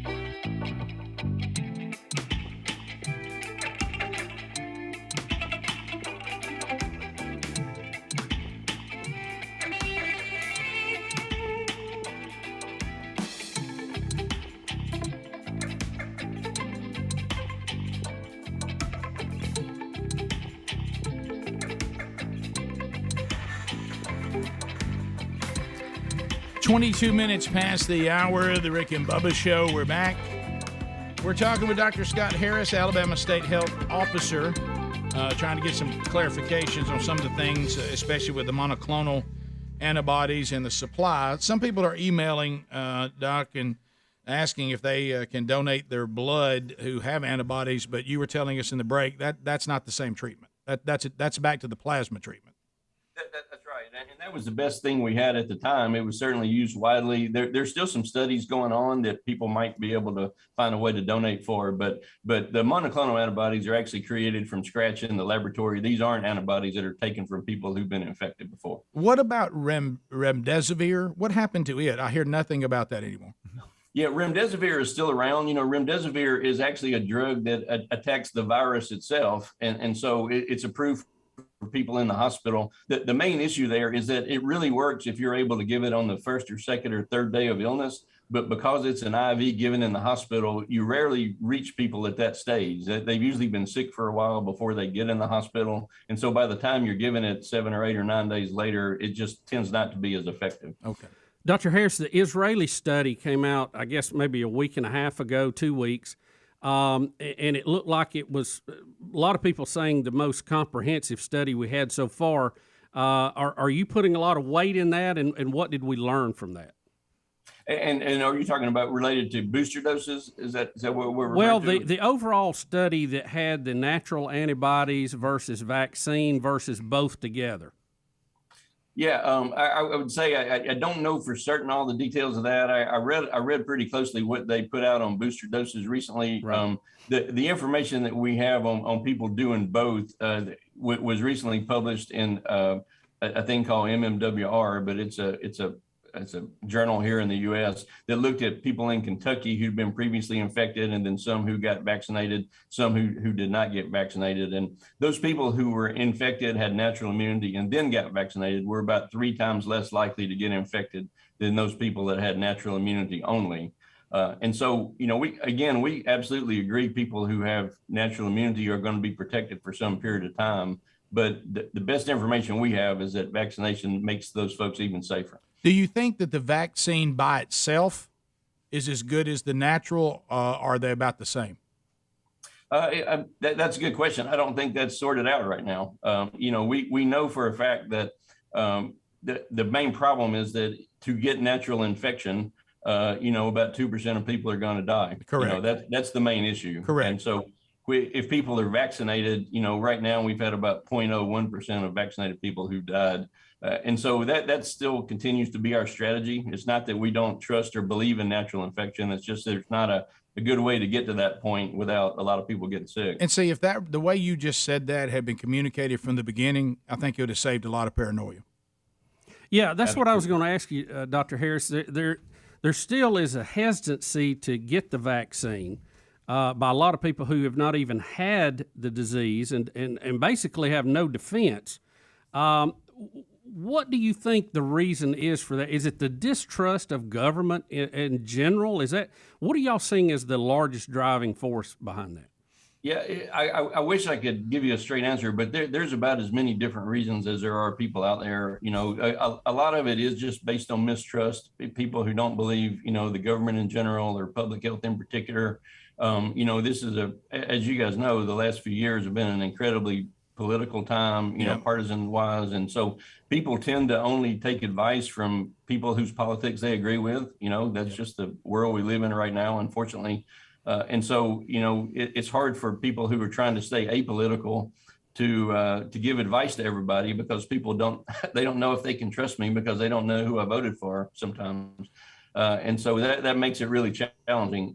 I think the best way to reach people is for them to get advice from somebody they know and trust. And usually that's, you know, likely to be their own doctor. You know, it's usually to be somebody that cares for them, cares for their family, knows them, has time to spend with them, you know, and answer questions. And so we have tried really hard to get local physicians to reach out to their, you know, patients to talk to them about things. But there's just a lot of mistrust, and it's not only related to COVID, but it's just kind of the world we're living in right now. Dr. Harris, what will this look like next year, the year after, 2 or 3 years down the road? I know you can only give an educated guess, but Are we going to deal with this basically indefinitely? Is it going to become like the flu? We're being told, or I've seen interviews with people that said it's not going to go away like polio because of the animal infection that we have and the fact they can kind of keep this thing alive. What are we looking at down the road? Yeah, it's just speculating, but I think we are going to have to deal with it for a while. Our long-term strategy is making sure that the most vulnerable people are protected. We really want our seniors to be vaccinated. We want to make sure that people that have chronic health problems are vaccinated. That's how we protect our hospitals. That's how we keep the numbers controlled, in our hospitals to the extent we can. But we've still seen that we can't predict the future, and so we really need to make sure people are protecting themselves to every extent possible, because even in the last month or two, with 80% of our seniors vaccinated, we've still completely overwhelmed our hospital, mostly with people in their 40s and 50s. And so we just have to find a way to get people protected so that we don't have to keep doing this every 3 or 4 months. Yeah, the mask deal, if you don't have an N95, are they doing any good? Yeah, I think they are. Most of the time, this disease seems to be transmitted by droplets. It's not transmitted by an airborne route. And if those of you who are medical understand that distinction, droplets are when you sneeze and droplets of water or saliva come out and they contain virus in them. And so you can stop those things with a face mask or a shield or so on. The airborne things are what we tend to wear N95s for. Those are for viruses that just float around in the air and stay suspended for several hours. Now, COVID can do that, but the best science we have suggests that's not the way it's usually transmitted. We only got about 30 seconds, but what about the boosters? We're all a little confused about the booster. Yeah, me too.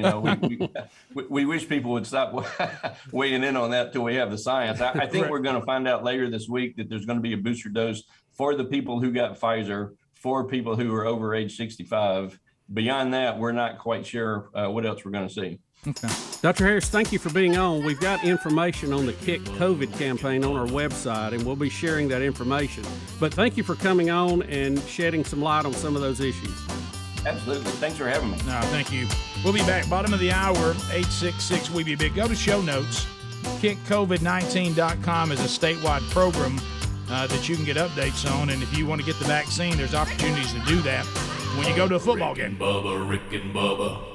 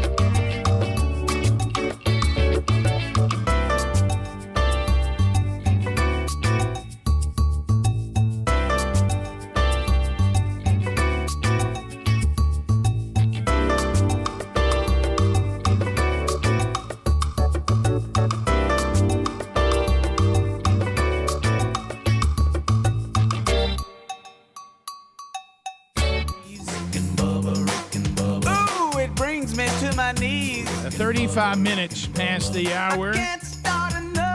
Rick and Bubba Show, phone calls at 866-WE-BE-BIG. We'll get to some of those. Relief Factor, talking about natural products that can also help with your aches and pains out there. I mean, just aging has been a little more brutal than I think we saw coming. I realize I'm turning 50. Who said that, Rick? I realize, you ever notice, I realized that Sherry and I were talking about, I'm turning 57 in a couple of weeks. 57 is one of those numbers that they're really, no one even knows what to do with them. Yes. Hey, what are you going to be, 57? Okay, well, good luck. I really think. I'm going to Africa. ReliefFactor.com. Go to ReliefFactor.com, and you can get the 3-week trial pack for $19.95. Listen to this letter from Pamela. She listens to us out of West Virginia. She said, I can't take a lot of the prescribed medicines because I get side effects. I'm just one of those people that seem to be really susceptible to them. We all know those. Some people have. Lisa. If there's a side effect, they're going to get it. Oh, that's Lisa. And said, I heard you guys talking about Relief Factor, and I thought I'd give it a chance since it is all natural. I started taking the product, and you know what? I started sleeping again because I had a hard time sleeping before because I like to sleep on my side or my stomach, but I couldn't for over a year because of the pain in my shoulders that would radiate down my arms. I love this product. If you're a listener to Rick and Bubba and you're thinking about it, she says give it a try. Well, thank you so much, Pamela, for sending us that letter. I hope it works for you. It works for the majority of the people that get the Quick Start Pack. And most everybody who orders this, they get more. So maybe it'll work for you. $19.95. I take it every day. I love it. It's all natural for botanicals. It'll work for you. You get a Quick Start Pack by going to ReliefFactor.com, and then if it doesn't start showing some relief within 3 weeks, and sadly it's not going to work for you. So ReliefFactor.com. Also find that link at RickandBubba.com under the sponsors button. Do you want to is this where we recap? What I have a question. Yeah, sure. I have a question here on the booster shot, on the vaccine booster shot. Booster because one of the things that he talked about was that the antibodies, one thing they don't know is how long they last. If you get the natural antibodies, or from the vaccine, and that was my question, and that is, does the booster shot does it provide protection to other variants, or does it give you more antibodies because your vaccine antibodies that you originally got are fading? Again, you know what I'm saying? Are you saying the booster needed to shore up and complete your vaccination, or are you saying it helps because it's running out? You're right, because normally it's about, 8 months later, I guess. I think that's around. So does that mean that we're learning that the antibodies you got from the vaccine, are they fading and the booster helps give you more, or is the booster helping with the variants and counteract? I think it does both to some degree. I think your response to it begins to fade, and you just remind your body again, hey, be on the lookout for this. Y'all jump on it, put it. You got a copy in the filing cabinet. We're going to give you another copy to put in there. Mm-hmm. Yeah, because there's a lot of antibodies fade when you naturally have them, but there's not a whole lot of discussion on antibodies fading from the vaccine. That's what they're saying. That's what they now for the booster. Yeah, right. For about 8 months, I think is where the data was for the Pfizer. Right. He said right now Pfizer is who they're thinking about throwing it on. Yeah. Well, and they approved it for 65 and over, but not under. That's right. Right, and remember, the president got a little ahead of all of us. Yeah, and I don't know if he had everybody getting one. If that is, they're just prioritizing who gets I think they're prioritizing. Probably. Or they're just saying that group probably will need a booster more than everybody else. I don't know. We'll see. Well, we'll know in about 6 months. They were approved to get the first one before everyone. Right. So they probably all have it a lot longer. Well, I think where a lot of us, and I'm as guilty of this as anyone, so this is on me too, I think we keep asking people for solid information that they just don't have yet. Well, yeah. I mean, that's why you're hearing the term probably a lot. Every day, likely we think. Mm-hmm. Yeah. Every day we have more. I mean, we know more than we did now this summer, and we knew more then than we did in March. And, so, every week we've got a little better picture on it. And I think that's probably where some of the messaging was messed up, because they came out with exacts and said, this is going to be this is going to be that. And then, hey, they got curveballs. So, it's just something we're going to have to work through. And it's going to be a process. It's going to be a timely issue. Patty? A lot of y'all might have mentioned this already. If so, I apologize. A lot of international medical professionals are discouraging Americans from getting these booster shots because that would mean 3 shots per person in America, where there are a lot of countries that people haven't had any shots at all. Yeah. So really, if we really care about humans, care about life, let's not care about your health. Care about your health. Let's not force boosters on people that don't even want them. Give them to countries that need them, that haven't had any shots, that are getting destroyed. And see, that was one of the arguments that has been made about natural antibodies now, that people who are recovering from it should not have been in line to get the vaccination to begin with. Right. The ones who hadn't had it needed it, and then you can come back and catch the people with natural antibodies and build on top of that. Well, and that would work too, because by the time you come back to the natural antibodies, most of them that probably didn't need it to begin with might need it now. Yeah. It would have worked out when people were going back and getting places in line when they had strong natural antibodies. That was that. Well, that, and the situation that was taking up vaccines that didn't need to be taken up. You know, historically, if you go back pre-2019, when you had a viral outbreak, you wanted to get everybody vaccinated because it would make it go away. You wouldn't have the variants and all that. But I think we've seen it's impossible for us to vaccinate everybody quick enough. Not only here, you got to do the rest of the world, because look at the variants we're dealing with now. It came from India. So if the whole world is not vaccinated all at one time, it doesn't help. So a lot like man-made climate change. So you got to, No, it really is. Yeah, I mean, it is. If everybody's not doing, if it's global, then the whole globe's got to be in on it. Yeah. No, you're right. Whether it's round or flat. So Johnson & Johnson a couple of hours ago just released information about their booster shot, because that was the big discussion. I think Adler's Johnson & Johnson. It says that its booster shot is 94% effective when administered 2 months after the first dose. It also says given 6 months out from the first shot, it appears to be even more effective and protective against COVID-19. It says it increases the antibody level by 4 to 6 times compared to just one shot alone. So that's coming just a few hours ago. They released information on their booster. The marketing of this has been a disaster, and this is because of the tribalism and the politicizing of this. It should have never happened. I mean, you and I, Bubba, and the guys could sit around on the couch and say, all right, guys, we've been out there checking out. Here's what we got. If you're unvaccinated and you've never had COVID, you're walking around very susceptible to catching it. We hope you don't have a bad time with it, but you could. And the odds are that you won't. But there's also a lot of cases as far as numbers of people that you will. And even if you survive it, do you really want to take the chance of getting really sick? Okay, so we would say that. But that's an option. We're not going to mandate anything. Number 2, we think these vaccines do a pretty good job. Did a great job against the Alpha. We do have breakthrough with the variant, but we still think it offers great protection to keep you out of the hospital and death. We think that's probably your number 2 position because we like natural antibodies, and we think they give you just as much protection, maybe even more than the vaccine. But in order to get natural antibodies, you got to actually get the disease. And you're rolling the and you're rolling the dice on whether you're going to be the percentage that does well or doesn't. But we're not going to act like they don't exist. So good news for those of you that got COVID and you survived it. You now have antibodies, and we think you're pretty well protected as much as the vaccine could protect you. Now, we've done some other research that we're working on. We're starting to show that if you had the natural antibodies and you go ahead and use the vaccine almost like a booster, even though it's not officially called a booster, but a booster to your protection, we think that might be the best protection of all. It's starting to look that way. Now, y'all got to make your own decisions. And you know what else, guys? There's an infusion out there that can be helpful. Supplies could be limited on that, but that's a great option for you. We've done some research on ivermectin, the human prescribed dosage that not the co-op. Yeah, not the co-op that won the Nobel Prize for eradicating river blindness. And we think that if your doctor feels good about that, that you have you seen pictures of people? I just don't like the word blindness? river blindness. That scares me. They get in those rivers and the parasite. I know. I just don't. Have you seen the pictures of people with that? It's not good. Eradicated it though. How about the term river blindness scares me? It is. It's a scary term. And why? I'm glad they got rid of it. And why we didn't just simply have these open conversations and then come back with a thing at the end of it all. There's a lot of stuff about COVID and the treatments that we just don't know. And our immune system. Because we haven't got enough information yet. So all of us are guinea pigs, but we're going to help. We're going to do the best we can.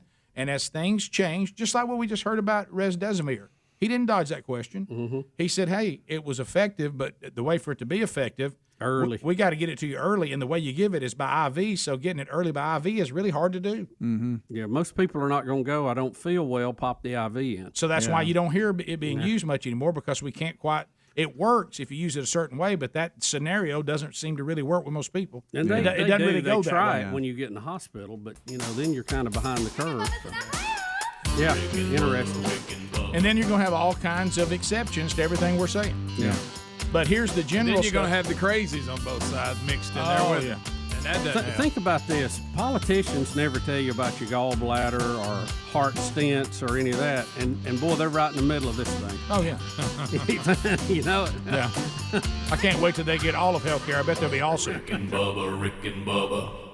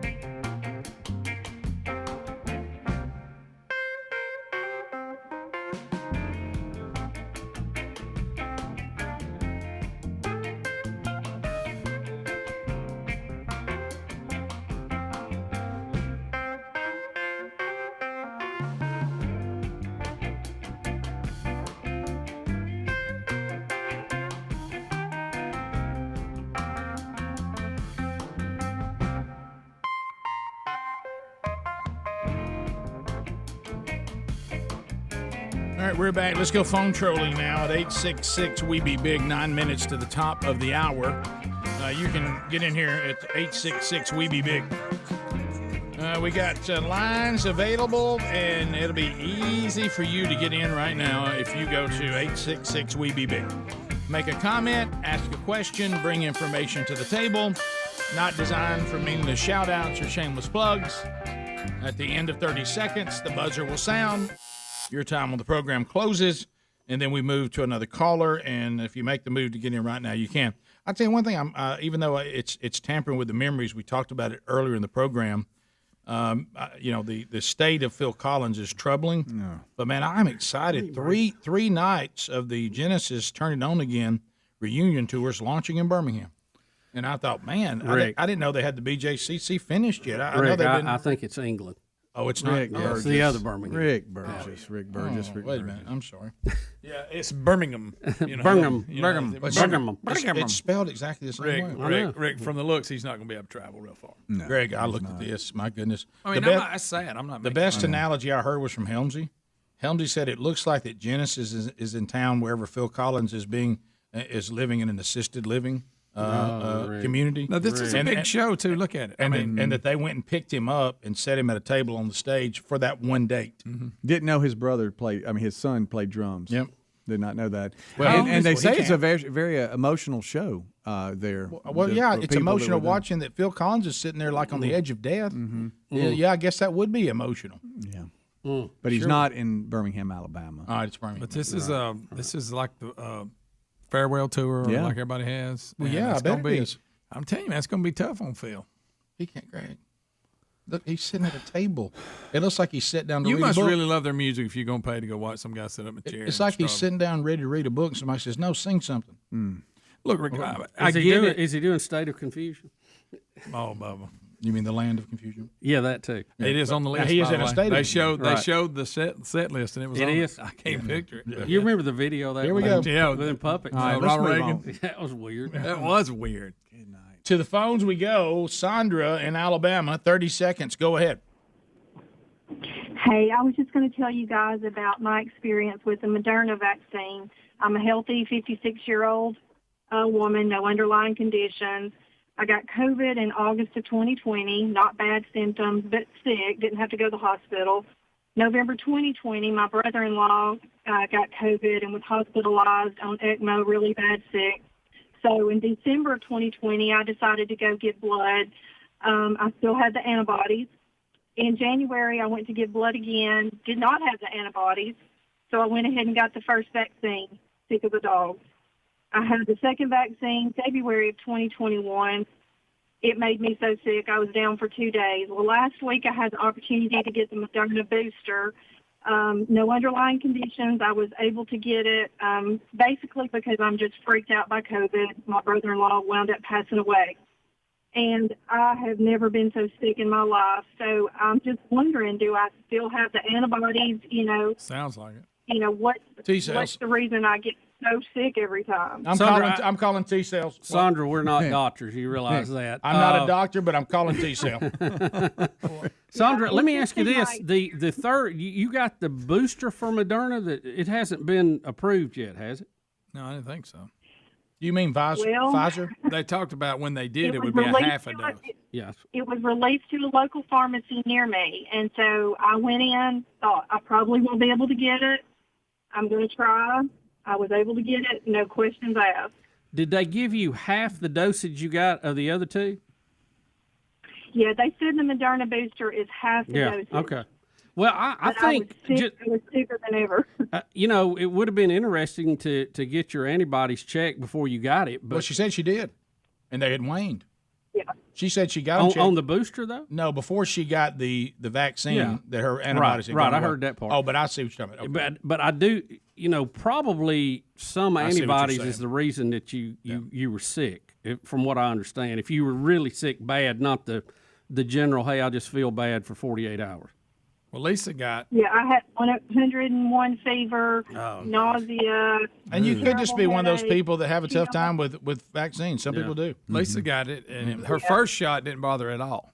And then last week she took the second one. She was sick for about 2 days. Well, About 3 days. I think that's probably a good sign. Yeah, that's what that they the say. first one's working. Yeah, that means she had some antibodies in there. Yeah. I guess so. Because when you're rocking them antibodies and you throwing them vaccines on there, it gets a little wild. For people. Yeah, I'm telling you. But yeah, she had a rough few days there. My doctor regrets ever telling me about that. Yeah. He's like, I wish I'd never told you. Yeah, it doesn't do too good to Well, give us it's too much hard information. to sell me on there. something that says you're going to be feel awful for two to 3 Yeah. days, then you'll be all right. I'm just like, The thing that gets me, don't tell me one thing, then change shifts Yeah, and right. go the other way. And I'm like, so I'm going to let the antibodies wane just a little bit more before I jump in that game. Yeah.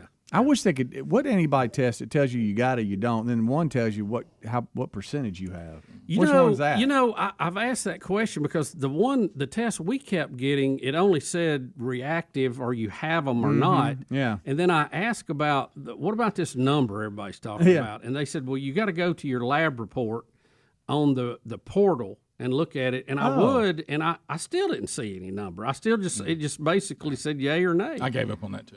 I mean, obviously, I'm just not going to get my number. Well, how about this? Nobody's going to give me my number. You're not going to get the number either, Speedy. You know why? It's a more expensive test. Rick Burgess. To the phones we go. Let's go to Jake at State Farm. Jake, go ahead. How you doing? Hey guys, I appreciate the time. And let me Hey, start Jake. by saying, Jake, let me yeah. ask you this: what are you wearing? Khakis. Okay, go ahead. Let me start by saying Holly Road. You ready? Man, I'm just tired. We have no direction at all on what we should be doing. Point in case this lady going out and getting a booster. Do we need boosters? I don't think I remember anybody yet giving a definitive yes. But you got people so freaked out. Yep. And so when people are proactive, they're criticized. When people are not proactive, they're criticized. Yeah. So, I'm just sick of it. Yeah, Jake, it's confusion. You're right. I think the Israeli study that Dr. Harris talked about is our best information to date. Okay, if you've got antibodies, you're probably okay. If you haven't had it and you don't have antibodies, I'd get the vaccine. I'd get that started because winter's coming. It's going to get worse. And if you've had the antibodies and they're waning, or you want extra protection, you can get the vaccine on top of it. I think I think if you don't have any of it, you're just really playing with fire.